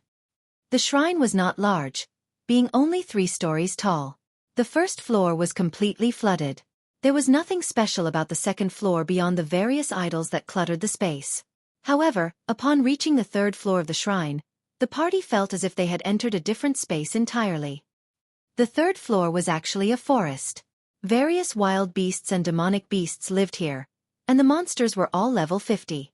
However, the beasts living here would not actively attack players. Meanwhile, slumbering in this forest heart was a blue wolf that stood over 3 meters tall.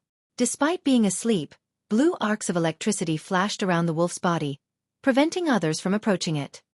Thunder Wolf, Demonic Beast, Lord. Level 50. HP 9,000, 000/9, 000, Such a handsome wolf. Cola was immediately mesmerized by the Thunder Wolf. In comparison, the horses of the Red Rain Caravan's bronze carriages looked like ugly toads. The Thunder Wolf was twice as large as a horse. If he could ride the beast through the city, he would become the envy of all. We only have 30 minutes left. Get into position as I taught you. If we fail, we'll have to spend a long time running back to this place, Xueqi hurriedly commanded. Quickly, everyone stealthily approached the Thunder Wolf under Xueqi's command.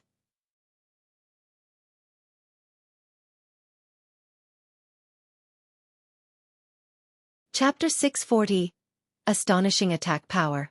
The Thunder Wolf cracked opened its eyes upon detecting Xueqi's party. It then emitted a low growl, warning the approaching humans. Although the demonic beasts on the 3rd floor would not actively attack players, they would give warnings when players got too close. If the players refused to heed their warning, they would attack. Cola, make sure you're ready to aggro the wolf. Blackie, focus on using Guardian of Light. Violet, focus on healing.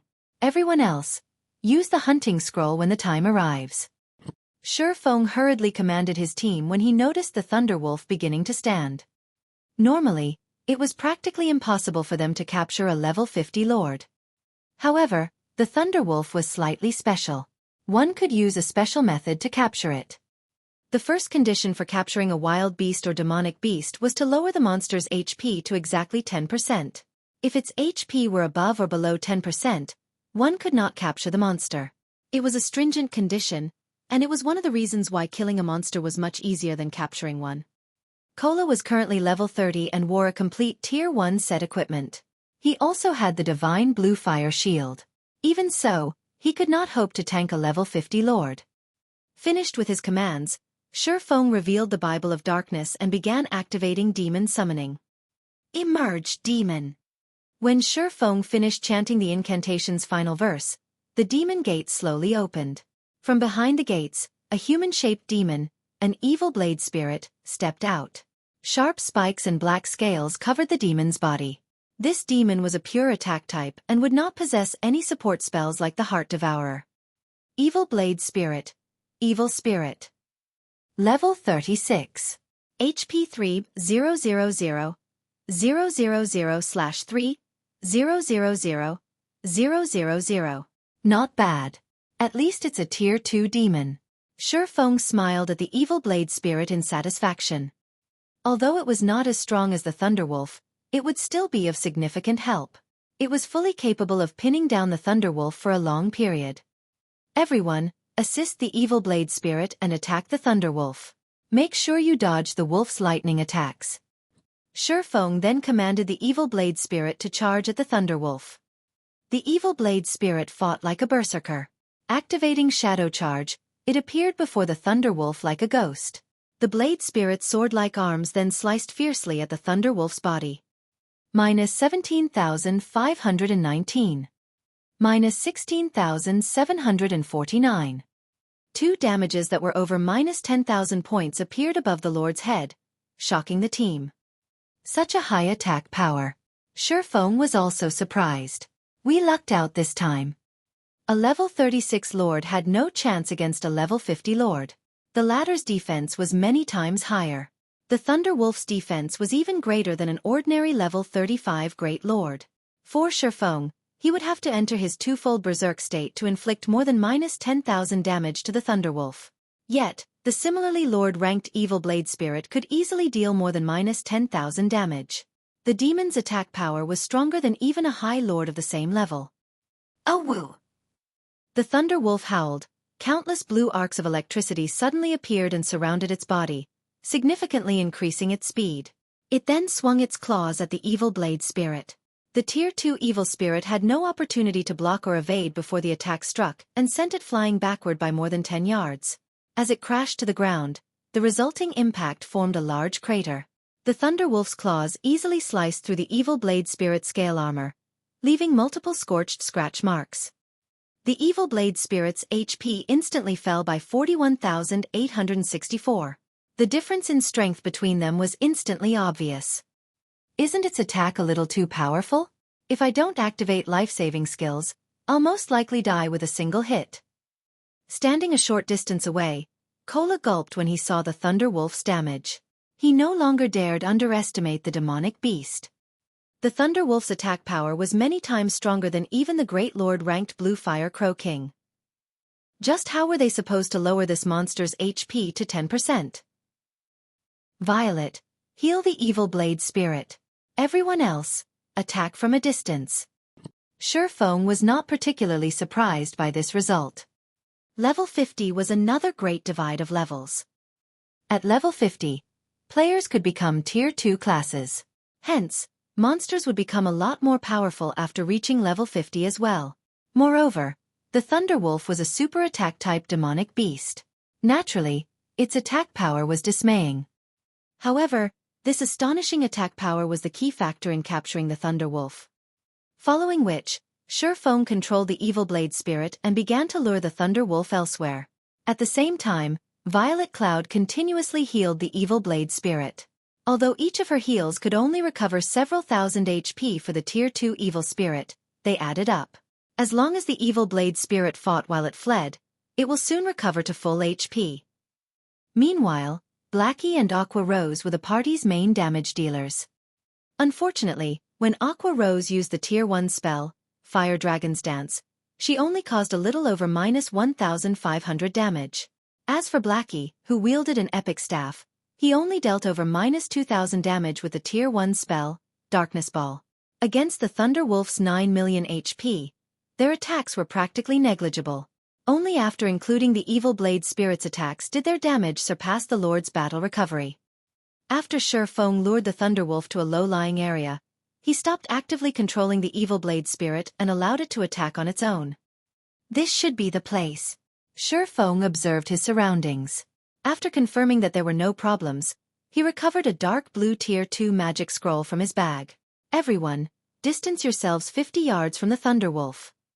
Hearing Xueqi's command, although Blackie and Aqua Rose wondered why he wanted them to stop attacking, they had no choice but to back away from the Thunderwolf. After seeing Blackie and Aqua Rose retreat, Xueqi unfurled the magic scroll and began chanting the incantation recorded within.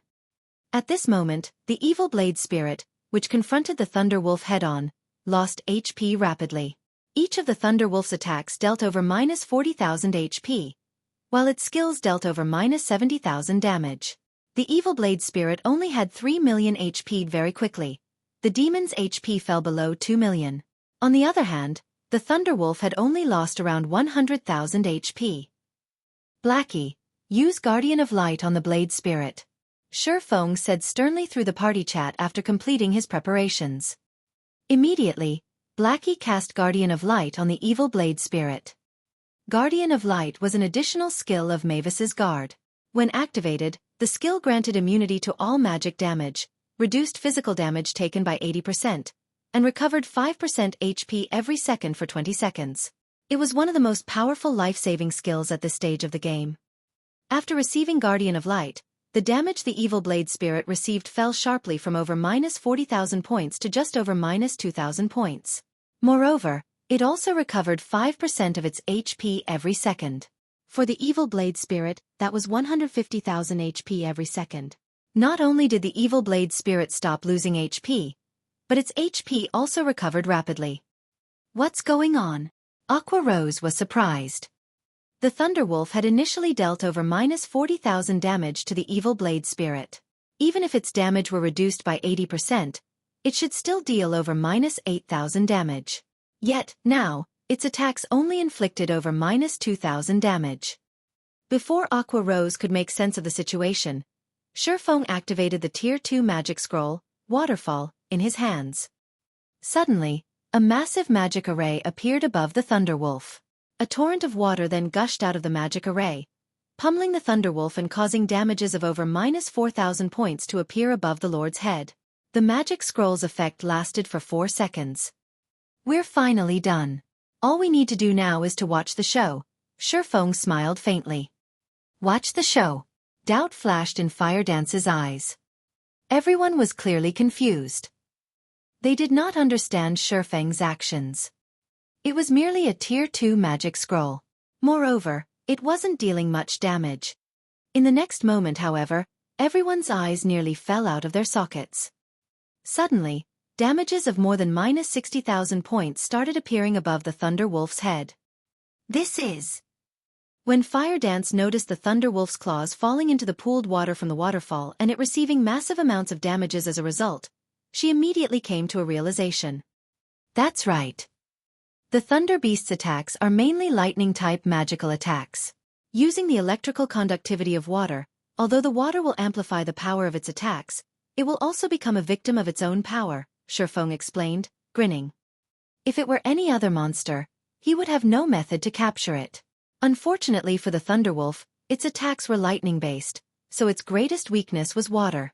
Hence, when the Fantasy Shrine had faced enemies with water-type AoE spells, they would not utilize their Thunderwolf mounts to assist them in battle, as doing so would cause more harm than good. For a time, the Thunderwolf's 9 million HP rapidly decreased. Everyone get ready! Watching the Thunderwolf's HP about to reach 10%, Xueqi immediately ordered everyone to retrieve a hunting scroll and begin the capturing process.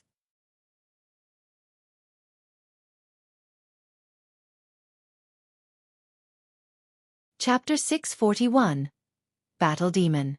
Black Dragon Empire, Sandstone Town. Sandstone Town occupied the Black Dragon Empire's southern border, and was the nearest town to the Star Moon Kingdom.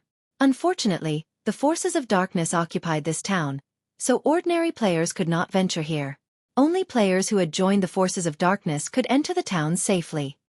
The forces of darkness controlled very few towns, so many dark guilds were based in Sandstone Town. Among them, the most powerful dark guild was the Million Ghosts. One could say that the Million Ghosts was Sandstone Town's absolute overlord. 1,000 Miles team was defeated. Impossible! We sent 12 core members to assist them. With the strength of the independent caravans that travel between Starfall City and Copper Mountain City, how could they possibly lose? Inside the conference hall of the Million Ghosts, the Dark Guild's upper echelons were flabbergasted when they received news of Thunder Mile Bear's defeat. Dark guilds were different from ordinary guilds. Their members relied on strength to raise their positions within the guild. Meanwhile, every person who became a core member was an expert who had fought hundreds and thousands of guild members to get to there. There were only slightly more than 100 core members in the Million Ghosts. If these core members were members of any of the ordinary large guilds, everyone would easily become one of the top few experts within the guild. Yet, of the 12 core members they dispatched, not a single one managed to return alive. It was simply inconceivable. What did the 12 that died have to say? The middle-aged man, who occupied the guild leader's seat, asked. This middle-aged man had dark eyes, a stalwart body, bronze skin, and a chiseled face. When this man spoke, the conference hall immediately fell silent.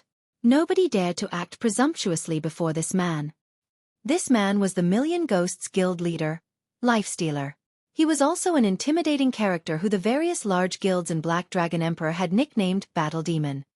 In an ordinary guild, the position of guild leader was only a symbol of status, not a symbol of strength. This held true for most guilds in God's domain. However, for dark guilds, the position of guild leader was the symbol of both status and strength. The fact that Lifestealer had become the Million Ghosts guild leader proved that his strength ranked number 1 in the entire guild. Due to Lifestealer's presence in the Million Ghosts, the various large guilds in the several nearby cities avoided provoking the Million Ghosts at all. Even the guild ruling over Bronze Mountain City, the Holy Church of War, deferred to the Million Ghosts. The Holy Church of War was a second-rate guild with control over 5 cities. It was a top-tier second-rate guild that had over 300,000 members. The guild also had 2 experts who ranked on the God's Domain experts list. Yet, such a guild still allowed the Million Ghosts to manage the trade route to Star Moon Kingdom freely. This was all due to the battle demon Lifestealer. Their opponents wore cloaks, so they did not see who they were fighting. However, judging by the enemy's tone, it seems that they looked down on the Million Ghosts. They even warned us not to touch the trade routes. They're taking us too lightly. Guild leader, let me lead some men and hunt down those bastards. If we don't do anything about this, the reputation our guild has built will be ruined. Guild leader, I'll go as well. The nearby large guilds should have learned of this by now. The Holy Church will also be watching. If we show them what the consequences are for messing with us, the Holy Church won't dare consider vying for dominance. The elders in the conference hall began stepping up, one after another, all wanting to teach those who dared provoke the Million Ghosts a lesson. It seems that our guild's reputation isn't as well known as it should be, to think that even the people from Star Moon Kingdom dare provoke us. However, there is no need to be anxious. Since they have done such a thing, it shows that they possess certain confidence and background. Have our members stationed in Starfall City investigate this matter. Once we know who we're dealing with, we'll give them a taste of hell. Lifestealer revealed a malicious grin. Seeing the smile on Lifestealer's face, everyone involuntarily shuddered. Back when the third-rate guild, Divine Flurry, had provoked their guild leader had revealed this exact smile. 4 days after the initial incident, every core member of Divine Flurry died over a dozen times, and the guild disbanded as a result. Now that Lifestealer wore this smile once more, Starfall City would most likely fall into chaos. Meanwhile, inside the shrine in the Great Forest of Soria. Watching the Thunderwolf's HP rapidly approach 10%, tension grew in the party. This was the crucial moment to capture the Thunderwolf, and any mistakes could waste all of their previous efforts.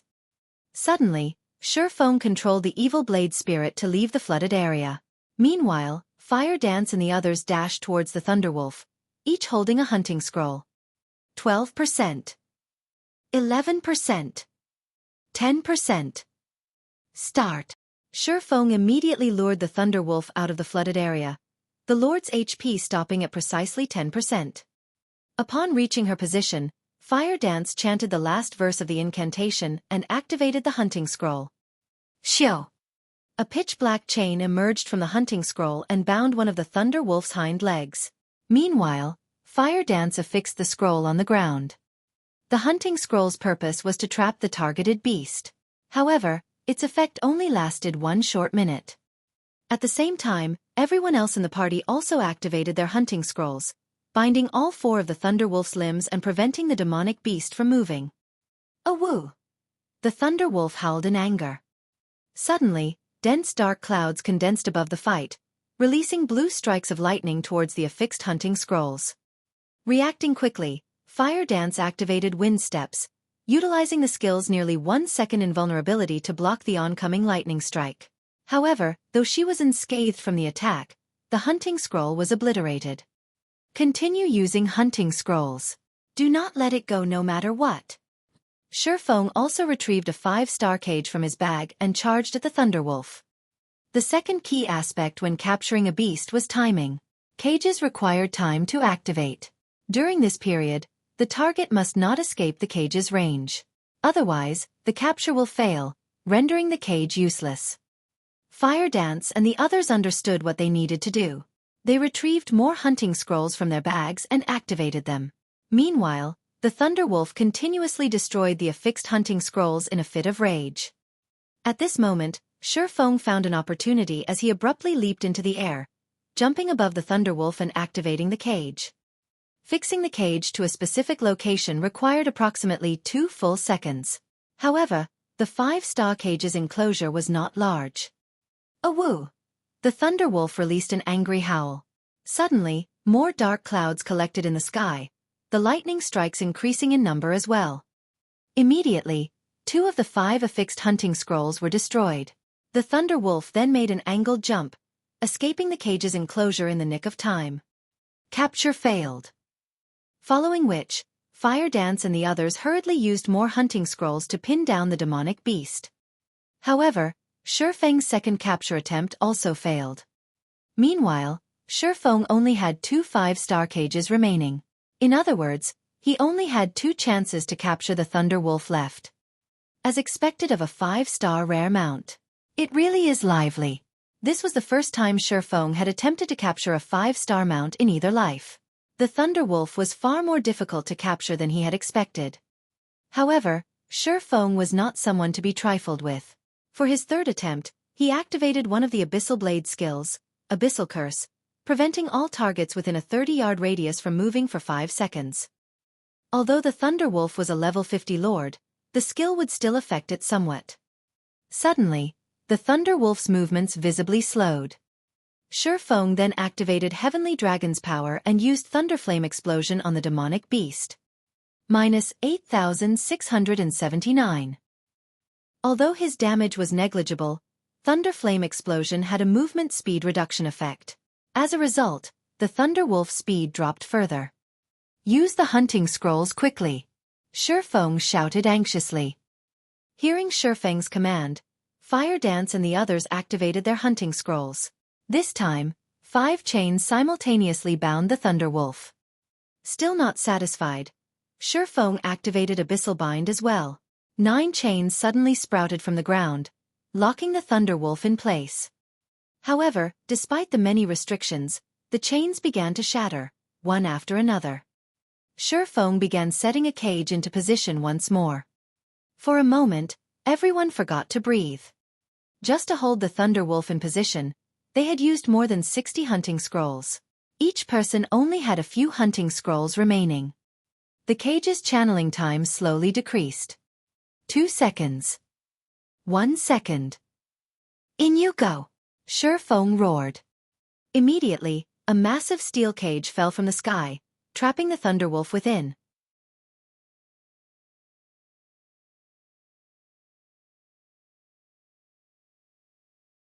Chapter 642. Formation of the Dark God's Legion. The Thunder Wolf struggled desperately inside the cage, repeatedly slamming its body against its steel bars. The 5-star prison even began showing signs of strain. Seeing this scene, Shifeng hurriedly chanted an incantation. In the next moment, the magic runes carved into the cage glowed. The cage itself then proceeded to shrink, only stopping when it was squeezing the Thunder Wolf. At this point, the Thunder Wolf no longer had space to generate enough momentum for a powerful charge. It sure is difficult to capture a demonic beast. Aqua Rose swept a glance at the numerous little craters around her, the aftermath of the Thunder Wolf's attacks on the anchors of the chains binding it. Fortunately, the few of them managed to react and evade the Lord's lightning attacks quickly, allowing them to capture the Thunder Wolf without any fatalities. Let's get ready to leave then. Shifeng took a look at the time. They were cutting things fine. The golden-winged Lion King would return soon. He then retrieved a bunch of storage space scrolls from his bag. Although they had already captured the Thunder Wolf, the demonic beast's massive frame was over 3 meters tall. In addition, there was the massive steel cage. Transporting the Thunder Wolf out of this place would be extremely troublesome. They would require many players with high strength just to lift the cage and the Thunder Wolf. And even if they did manage to lift them, their movement speed would be significantly reduced. They would also encounter many dangers while carrying the demonic beast. Who knew just how much time they would have to waste conveying the Thunder Wolf back to White River City? Hence, storage space scrolls were available for purchase in God's domain. These scrolls could be used to store large items. Not only was the Thunder Wolf massive, but it was also a living creature. Shifeng had to use a total of 20 storage space scrolls in order to fit the Thunder Wolf into his bag space. The Thunder Wolf instantly took up 20 slots there. However, the duration of the storage space scrolls was not indefinite. They could only be used to store items for up to half an hour. Following which, Everyone used return scrolls and departed from the shrine. White River City, Zero Wings Guild residence. After Aqua Rose and the others went to rest, Xueqi went to the warehouse inside the guild residence by himself. He then placed the Thunderwolf inside the warehouse, as well as took out several magic crystals from his bag and put them inside the Thunderwolf's cage. Demonic beasts were different from wild beasts. Their primary source of food was magic crystals. Just a single crystal could sustain a demonic beast for a long time. Now that I've obtained a rare mount, next up will be constructing a stable. When Xueqi looked at the ferocious Thunderwolf, he grew eager to construct a stable as soon as possible. Only after he had a stable could he begin taming the Thunderwolf. Demonic beasts were much more difficult to tame than wild beasts. Moreover, the higher the star ranking of a creature, the longer the time required to gentle it. Complete taming of the Thunderwolf would need at least 10 to 15 days. If he could finish the stable even a day sooner, he might be able to have the Thunderwolf trained by the time the guild's core members reached level 40. If he could pair every core member with a Thunder Beast, their combat power would soar through the roof. Only, too many materials were required to construct a stable. The stable was different from the other structures inside the guild residence, which needed only money to build. Moreover, many of the materials required for a stable were obtainable only from large-scale team dungeons. I need to speed things up a little bit. Xueqi then thought about forming the Dark Gods Legion. Whether it was the collection of the materials for the stable or for the candlelight trading firm's future development, he needed to form a powerful Dark Gods Legion right away. Xueqi had already experienced the development process of God's domain before, so he knew full well that as players reached higher levels, battles between players would occur more frequently. Guild wars would also grow increasingly intense. If a guild did not possess a formidable legion that could serve as a deterrence, said guild would get embroiled in many wars in the future. Following which, Xueqi instructed Aqua Rose to pick roughly 300 elites to form the Dark Gods Legion. Meanwhile, the equipment provided to the members of the Legion would be inferior only to that of Zero Wing's main force. Shortly after Xueqi began establishing the Dark Gods Legion, news of this matter spread like wildfire throughout the entire White River City. The development immediately attracted the attention of the many guilds in the city. However, the ones paying the most attention to this matter were still the independent players. At this point, Zero Wing was no longer the small guild it was in the past. Not only did it have over 100,000 members, but it also had the strength to clear the hell mode ruins of the Crow God. Whether it was grinding monsters or questing out in the fields, not a single guild dared to do anything to the members of Zero Wing within the region of White River City. This situation had made many independent players envious of the members of Zero Wing. At this stage of the game, large guilds already occupied all available high-resource maps. As independent players, even when they were out doing a high-level quest, there was a chance that guild players would target and kill them. As a result, leveling up and upgrading equipment became extremely difficult for them. Hence, many independent players were considering joining a powerful guild. Meanwhile, Zero Wing was currently forming a Dark Gods Legion. Moreover, the members of the Legion received treatment that was inferior only to the guild's main force. It should be known that, while every guild had plenty of ordinary teams in its midst, there would be only one main force. Zero Wing's formation of a legion was equivalent to establishing a second main force. This situation tempted many independent players to join Zero Wing. For a time, the number of players trying to enter Zero Wing surged once more. Xueqi spent 2 whole days carefully choosing the members of the Dark Gods Legion. After all, the number of people he could use Light of Darkness on was limited. Even though he could take back the power of darkness he bestowed, he still preferred not to flaunt it. Meanwhile, during this period, Xueqi produced quite a number of intermediate mana armor kits, which were all meant for the members of the Dark Gods Legion. During these 2 days, many things happened throughout God's domain as well.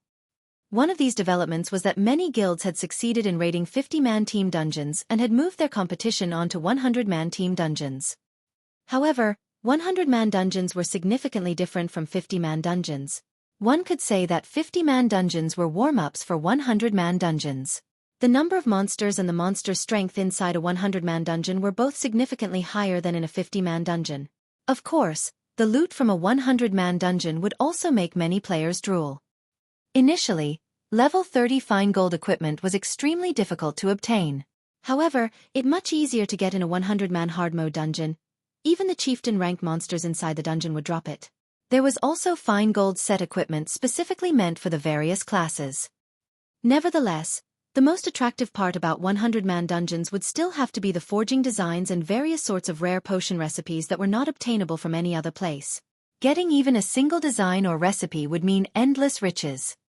Meanwhile, Zero Wing was also desperately trying to raid a 100-man dungeon.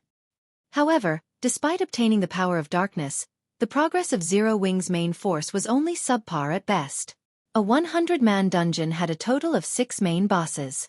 Currently, Zero Wing had managed to defeat only 2 of them. They had yet to see what the final boss looked like. Aside from competing over 100-man dungeons, the next thing that excited players the most was the activation of the Colosseum list. To experts, this was a relatively good benefit. The Colosseum list also served as an incentive for players to improve their skill completion rates and combat power. The Colosseum list was the combat power rankings of the Divine Colosseum. As long as one managed to rank within the list, they would obtain the corresponding Colosseum points. Players could use these points to exchange for many items such as equipment, skills, potions, rare materials, and many more items. Among them, the greatest attraction was the equipment available.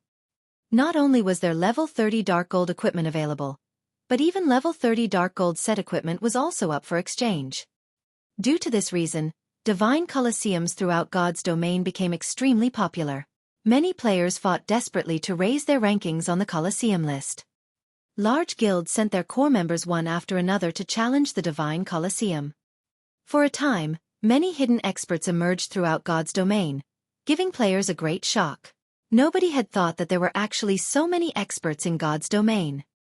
Meanwhile, Xueqi was currently seated in a large private room in the Divine Colosseum of White River City.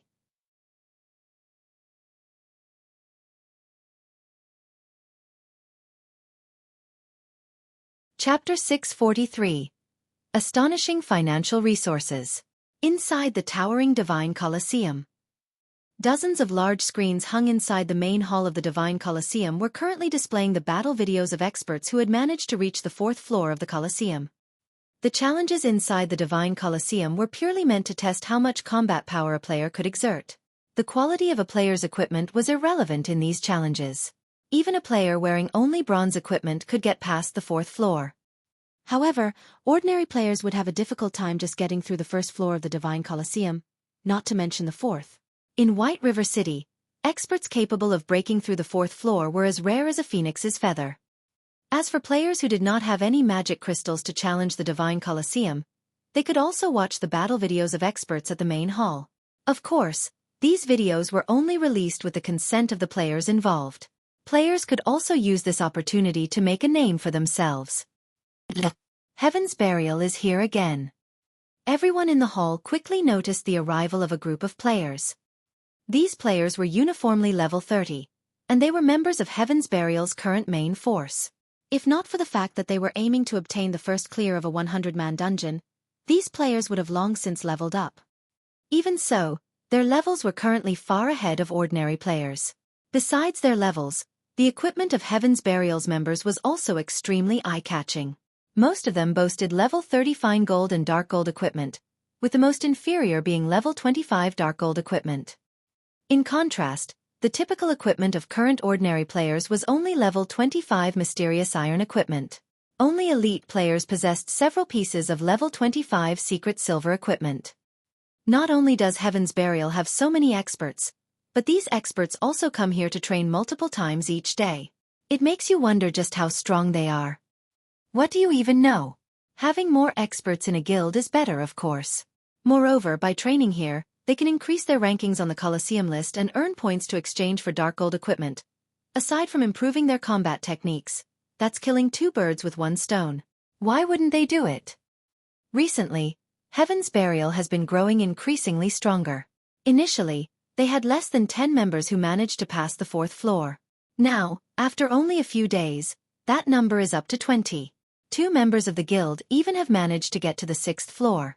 In the entire White River City, Heaven's Burial is only slightly inferior to Overwhelming Smile and Zero Wing. Isn't that only because the guild is rich? Challenging the trial tower costs 1 magic crystal each time.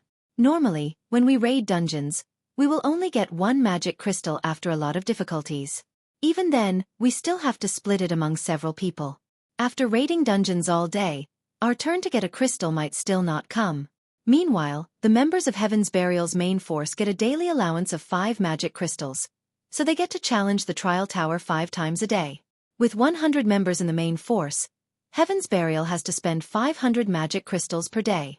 Due to the Divine Colosseum, the current price of magic crystals has long since gone up by several fold. Right now, each crystal is worth 20 silver.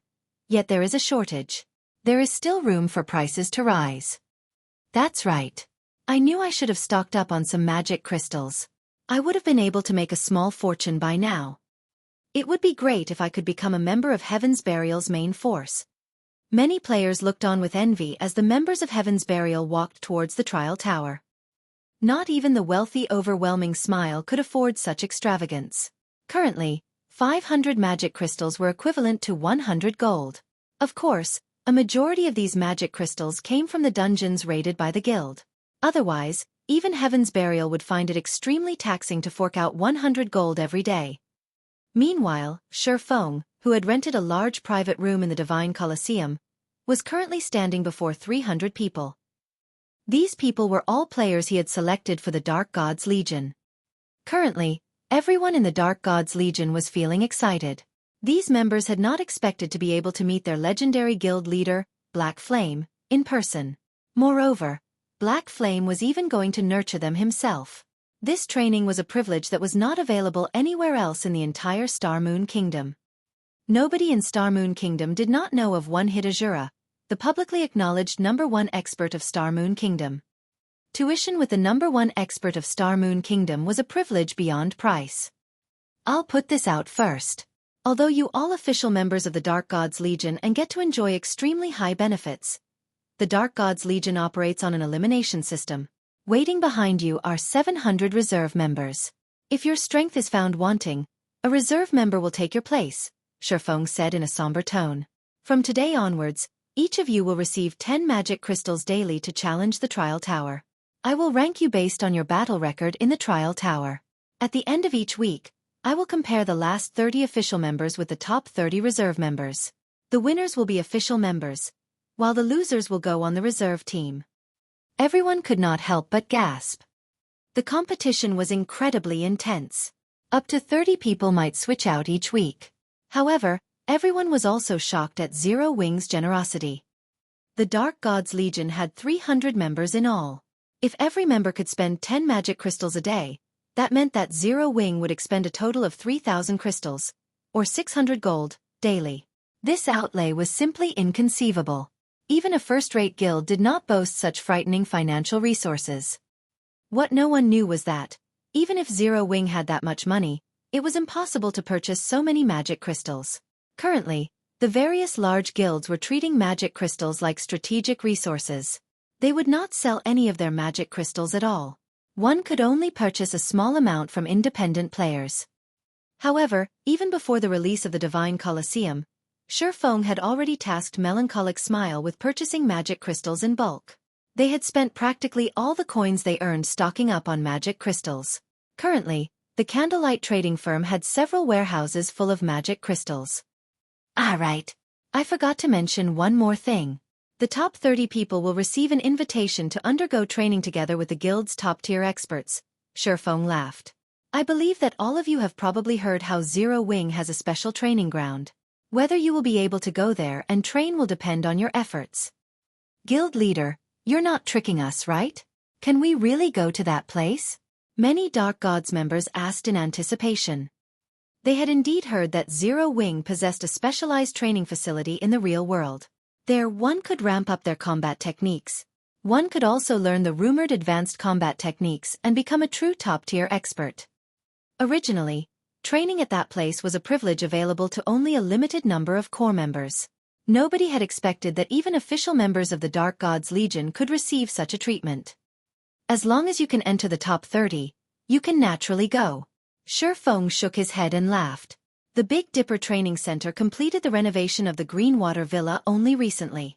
The villa was outfitted with all kinds of training apparatuses and could now accommodate more people. Otherwise, he really would not be able to extend its use to the members of the Dark God's Legion.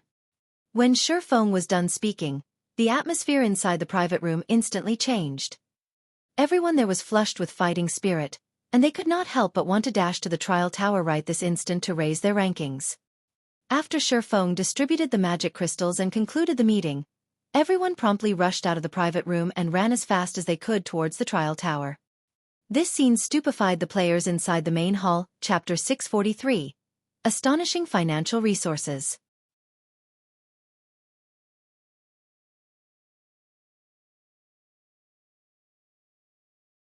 Chapter 644. Secret Competition. How rich is Zero Wing? They're actually sending so many people to the trial tower all at once. They should be members of the newly formed Dark God's Legion. I heard that the benefits they receive are only beneath what Zero Wing's main force enjoys. Being a guild's core member must be great. They get to enter the trial tower every day. On the other hand, independent players like us can only enter once in a long while. I know, right? Magic crystals drop rate is simply too low in party dungeons. It's only higher in team dungeons. As expected of the #1 guild of White River City, even Overwhelming Smile can only send 200 members each day, while Heaven's Burial only sends 100 members. On the other hand, Zero Wing is sending 300 people in one go. Moreover, they are only members of the Dark God's Legion. Everyone was incredibly jealous. Only the members of large guilds had access to such a large supply of magic crystals each day. Independent players had to struggle just to obtain a single crystal. As for small guilds, although they could also afford to supply their members with magic crystals, they could not afford to offer a large amount every day. One could gauge a guild's financial strength in White River City by the number of members that entered the trial tower. What's so amazing about Zero Wing? Can its financial strength compare to Overwhelming Smile? The level 30 Guardian Knight, Lone Tyrant, sneered as he entered the Divine Colosseum. Ever since the Dark Star's disbandment, Lone Tyrant held firm to his hatred of Zero Wing. If not for Zero Wing, Dark Star would have been White River City's ruler, and he would have stood as its emperor. Due to Zero Wing's constant rise, he was now only one of Overwhelming Smile's core members.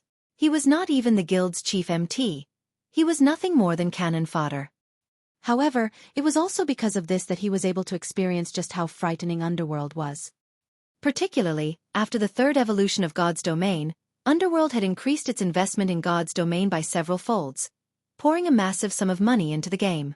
Not only did the organization begin recruiting a large number of experts, but it had also collected a large stock of magic crystals, which were extremely important to current players. Even a first-rate guild could not compete with Underworld's financial resources. Underworld's influence covered a vast expanse of God's Domain. It could purchase magic crystals through several avenues. This was an advantage that many first-rate guilds did not possess. With all these magic crystals, Underworld could quickly nurture plenty of experts through the Divine Colosseum. God's Domain was not a game that could be dominated by a single player's strength. Even if Xueqi were stronger, he could only defend White River City. However, White River City was not the only city in Star Moon Kingdom, much less God's Domain. As far as Lone Tyrant knew, Underworld had yet to give up on the feast that White River City offered. Hence, the organization had once more invested significant funding in magic crystals, enough to even put a first-rate guild to shame. On the surface, Overwhelming Smile sent only 200 members to the trial tower each day. Moreover, every member could only challenge the trial tower 3 times a day. In reality, however, Overwhelming Smile secretly sent a large number of hidden experts to challenge the trial tower as well. This group of experts consisted of nearly 400 people, double that of what the guild sent openly. In total, Overwhelming Smile sent nearly 600 people to the trial tower every day, affording each member 3 challenges. The public was already astounded by Heaven's Burial's financial strength. Unfortunately, compared to Overwhelming Smile, Heaven's Burial was nothing. After including the additional resources that Warwolf and his group of top-tier experts had received, Overwhelming Smile was spending nearly 2,000 magic crystals every day. What did Heaven's Burial's expenditure of 500 magic crystals amount to? Lone Tyrant, control your mouth. It is not the time for overwhelming smile to display its strength. Let Zero Wing and Heaven's Burial bask in the limelight. Watching the Dark God's Legion enter the trial tower, a faint smile appeared on Feng Xuanyang's face. With pride and arrogance he said, "Black Flame, your complacency won't last." In truth, Feng Xuanyang had not expected Underworld to continue investing in White River City. He had thought that the organization would just let Overwhelming Smile, the guild he controlled, fend for itself. Currently, there were extremely few experts who had managed to pass the 4th floor of the Divine Colosseum. Among them, Zero Wing had the most with a total of 36 people. Overwhelming Smile came in second. It had 29 people in total. Next up was Heaven's Burial. It had 20 people. Assassin's Alliance stood in 4th place. The guild only had 14 people. At 5th place, Cloud9 had 12 people. At 6th place, Yin Yang Court had 11 people. However, Overwhelming Smile had hidden a large fraction of its forces. For example, their 29 experts did not include Warwolf and his team. In reality, the guild had more than 50 people who had passed the 4th floor. Overwhelming Smile had long since surpassed Zero Wing by leaps and bounds. Moreover, as time passed, that number would only increase. Soon, it would be Overwhelming Smile's turn to rule over White River City. While the various large guilds in White River City competed over the first clear of a 100-man dungeon and compared their progression in the Divine Colosseum, Xuefeng had used the Bible of Darkness to travel to the Evil Ghost domain. After his 2-day absence, Xuefeng found that District 1 had developed rapidly. The shelter had annexed 6 other shelters and invested all of the soul crystals they obtained into promoting the Lion's Bar, upgrading it to a 2-star bar. Now, the 100 berry wines production had increased to 50 bottles per day. According to Xuefeng's arrangements, 20 bottles would be held for District 1's shelter, while he would take the remaining 30 with him. Xuefeng had been away for 2 days now, so he had a stockpile of 60 bottles. Xuefeng had also brought with him a huge stock of light stones for Blue Frost and the others. The nights in the dark den were longer than the days. Hence, light stones were far more useful to these players. Having a guild is awesome. I never imagined that we would get our hands on an item like this. Even at night, our top 10 parties will be able to grind safely. Blue Frost expressed his shock as he stared at the light stone in his hand. Not a single shelter in the dark den had anything like the light stones. Other than grinding and questing, the light stones could also be used during monster attacks to weaken the monsters, making it much easier to defend the shelter. "Right, my main goal in coming here this time is to give this to you," Xuefeng said as he retrieved the chapter of shelter from his bag. The chapter of shelter was an item that could promote a shelter by a single rank, up to a maximum of large shelter. When everyone saw the chapter of shelter, they were stupefied. Up until now, large shelters were something that only guild forces possessed. Although they had thought of upgrading District 1's shelter to a large shelter countless times before, it was simply too difficult for independent players. They would require at least a month to gather the required manpower and resources. That time might be extended further depending on their progression on the quests involved. Now, however, with the chapter of shelter, they could upgrade District 1's shelter into a large shelter without going through all that trouble. They would then qualify to compete for dominance in the Dark Denver. Zero Wing was astonishing. Xuefeng's generosity had engraved this notion on Blue Frost and everyone else's hearts. The many guild forces in the Dark Den had spent a ridiculous amount of effort to upgrade a medium shelter to a large shelter. They had gathered all of the resources from the shelters under their control and had spent significant time to do so. On the other hand, Xuefeng had completed a similar feat by casually revealing a chapter of shelter. If the other guild forces discovered this, they would definitely be dumbfounded. "Lotus, begin the preparations. We're going to upgrade the shelter," Blue Frost proclaimed, grinning at the chapter of shelter in Xuefeng's hand.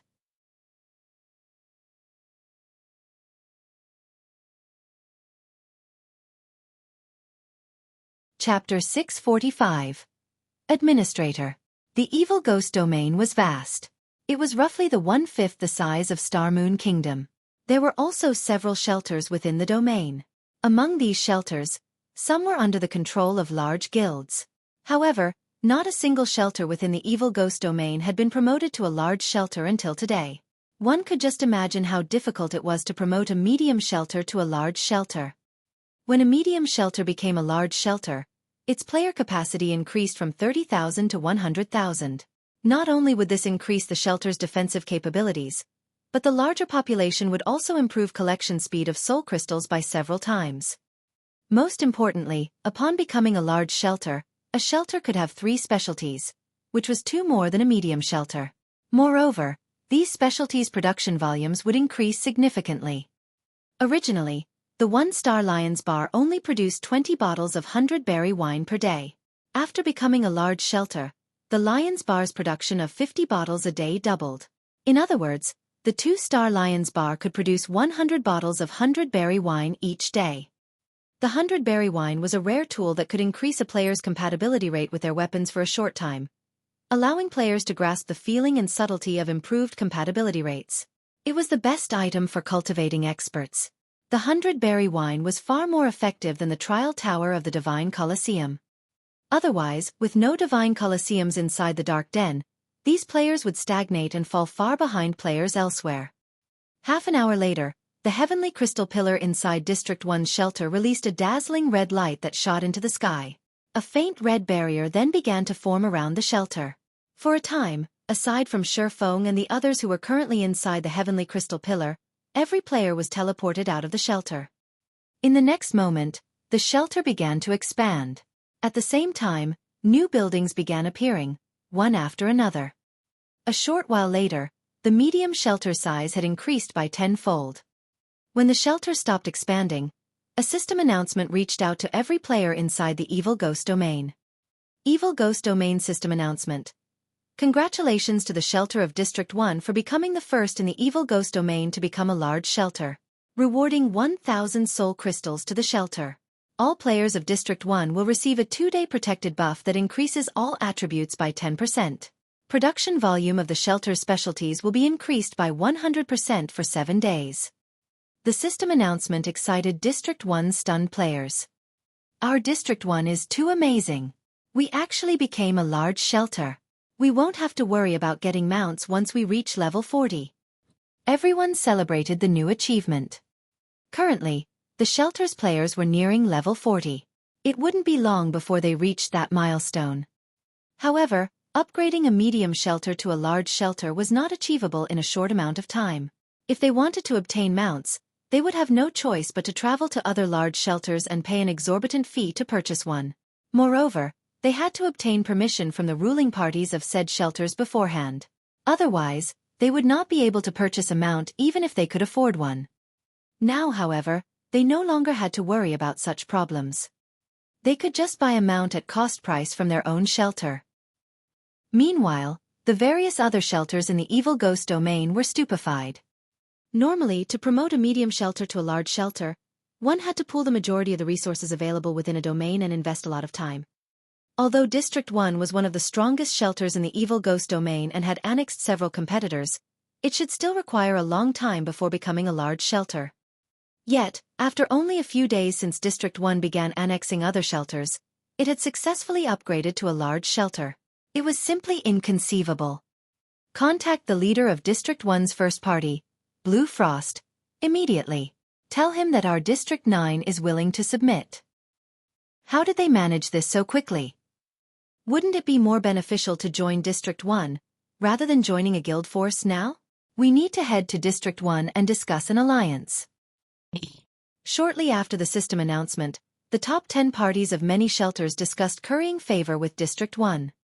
When a medium shelter became a large shelter, it could hold 70,000 more players than before. It could easily fit the population of 2 or 3 medium shelters. If they could obtain a slot for themselves, they would not have to worry about obtaining mounts in the future. They could also enjoy the various benefits only available in a large shelter. Meanwhile, inside District 1's heavenly crystal pillar, Blue Frost and the others were similarly surprised. Although they had expected the shelter's promotion, they had never expected their hold over the shelter to become more powerful. All along, the shelter belonged to all of its residents. Meanwhile they, the shelter's top 10 parties, only acted as managers. They were not the owners. The managers were determined through contribution shares. If another party possessed more contribution shares than they did, they would be replaced immediately. Normally, this rule held fast even after a shelter was upgraded. Only, after a shelter's promotion, the top 10 ranking parties would receive a massive amount of contribution shares, making it more difficult for other parties to compete for the top 10 positions. However, while it might be difficult for a guild force to take over a powerful shelter by force, it was not entirely impossible. However, after Xueqi used the chapter of shelter, the management system had changed. Xueqi had become the shelter's administrator. An administrator was far more powerful than the managers. Xueqi could now arbitrarily delist players from District 1, exiling them from the district and the benefits the shelter offered. No other player possessed this authority.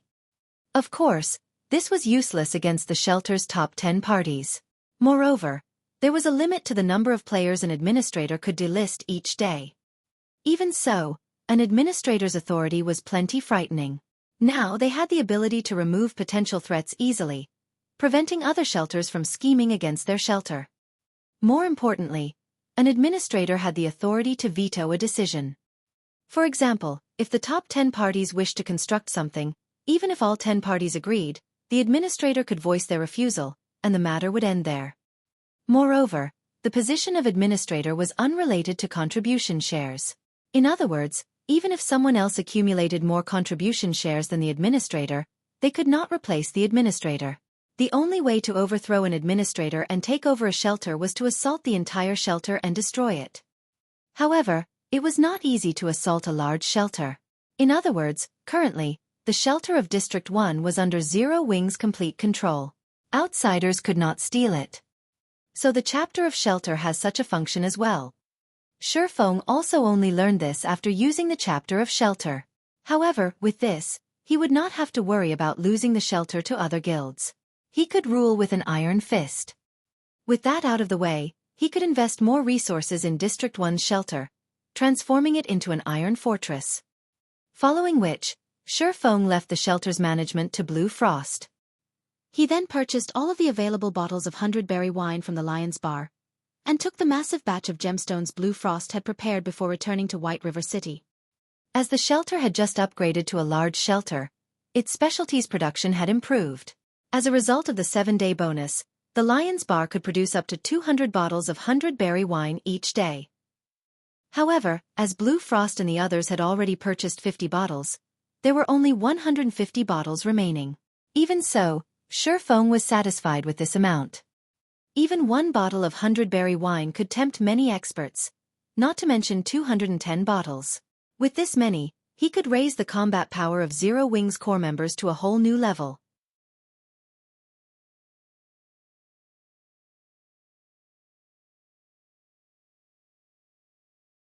Chapter 646. Killing multiple birds with one stone.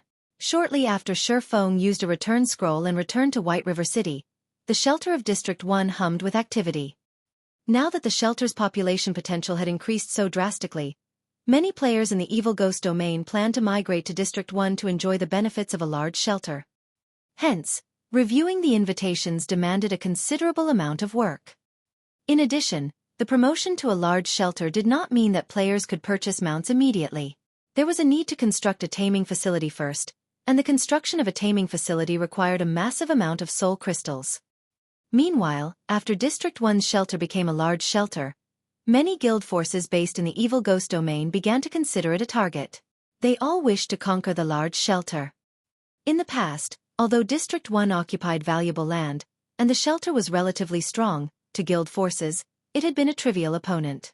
After all, independent players ran District 1. It was of no threat to guild forces. Now, however, things had changed. District 1 had become the first district to own a large shelter in the Evil Ghost domain. This would greatly affect the situation in the Evil Ghost domain. The medium shelters under their control held no advantage against a large shelter. If they could take control of District 1, not only could they extinguish any looming threats, but they could also increase their own strength. They also wouldn't have to waste effort collecting and pooling their guild's resources to obtain a large shelter for themselves. Most importantly, District 1's large shelter had not been promoted by a guild force. As far as they were concerned, District 1 was like a heap of loose sand. Its residents were not united. They could take advantage of this and take the shelter by storm.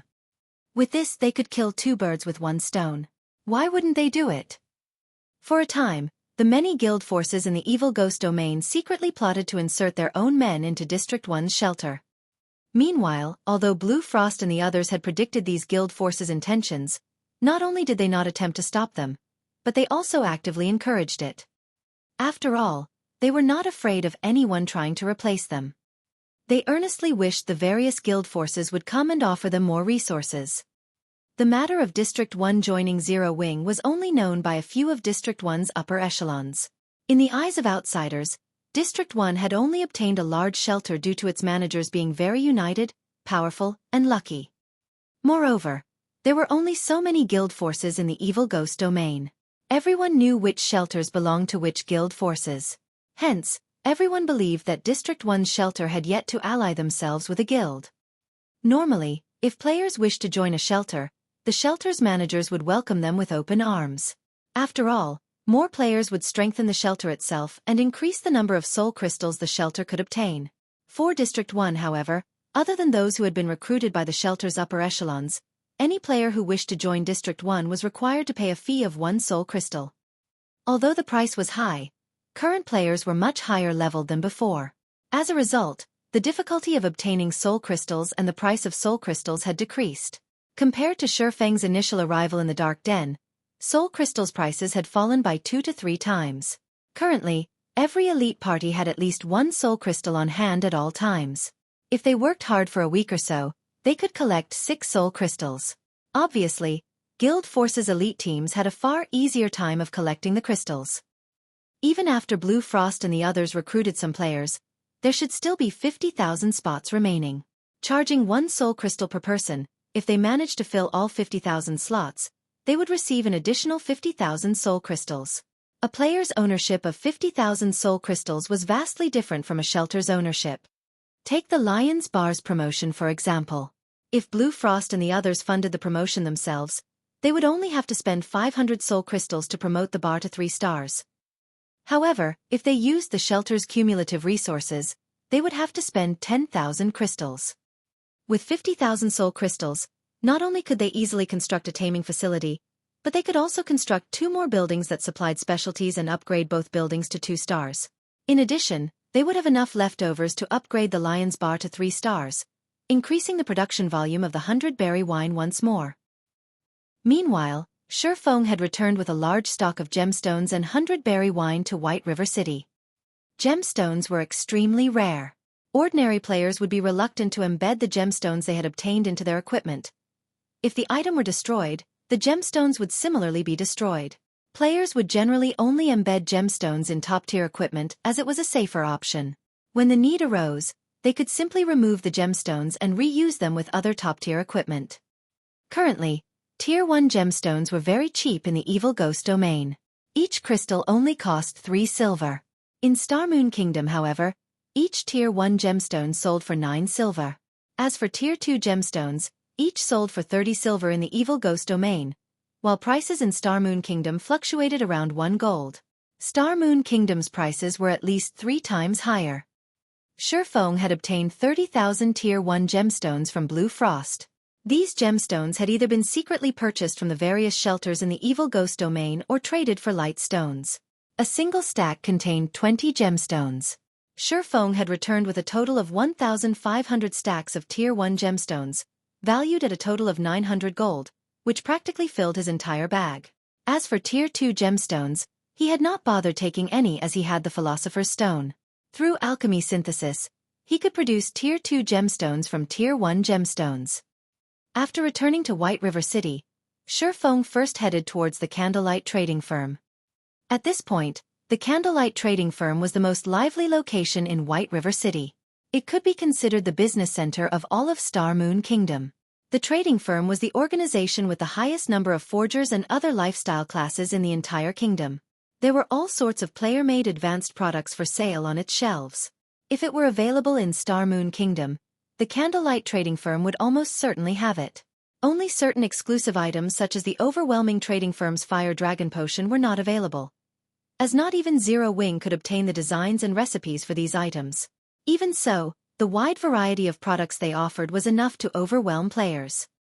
Other than Star Moon Kingdom, thanks to Phoenix Rain's help, the Candlelight trading firm had also set up branch shops in the major cities of neighboring kingdoms and empires. The trading firm's daily profits reached several thousand gold. However, this placed a heavy burden on the firm's manager, Melancholic Smile. The Candlelight trading firm's ability to earn money far surpassed even first-rate guilds. Only super first-rate guilds and super guilds could rival the trading firm now. However, as time progressed, super first-rate guilds and super guilds would definitely surpass the Candlelight trading firm due to their massive range of influence in God's domain. The resources and contacts they possess far surpassed the Candlelight trading firm. Although the Candlelight trading firm could continue to expand, Zero Wing simply did not possess the required strength and manpower to keep up with it.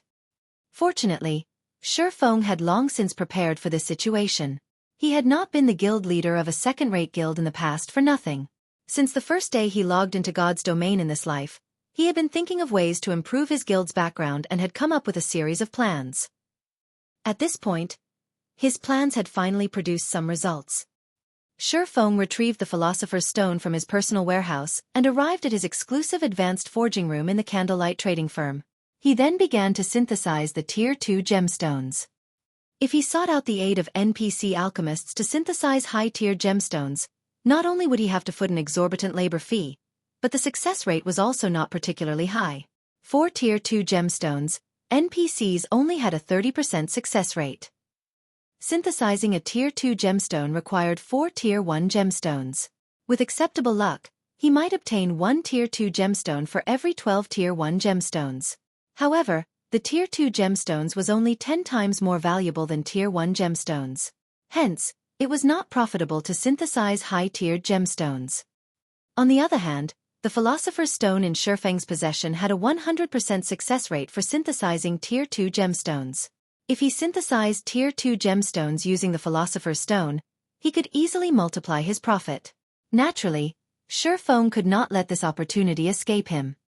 Only, Xueqi's goal was not to earn money. Tier 2 gemstones have already become a mainstream item among large guilds. If I want Zero Wing's main force to clear a 100-man dungeon even a day sooner, I will have to set Tier 3 gemstones as the standard. Xueqi took out his Tier 1 gemstones and began the alchemy synthesis. You're tuning in to the Xueqi's Martial Arts Saga YouTube channel. Don't forget to subscribe and join us on this journey to catch the most captivating stories.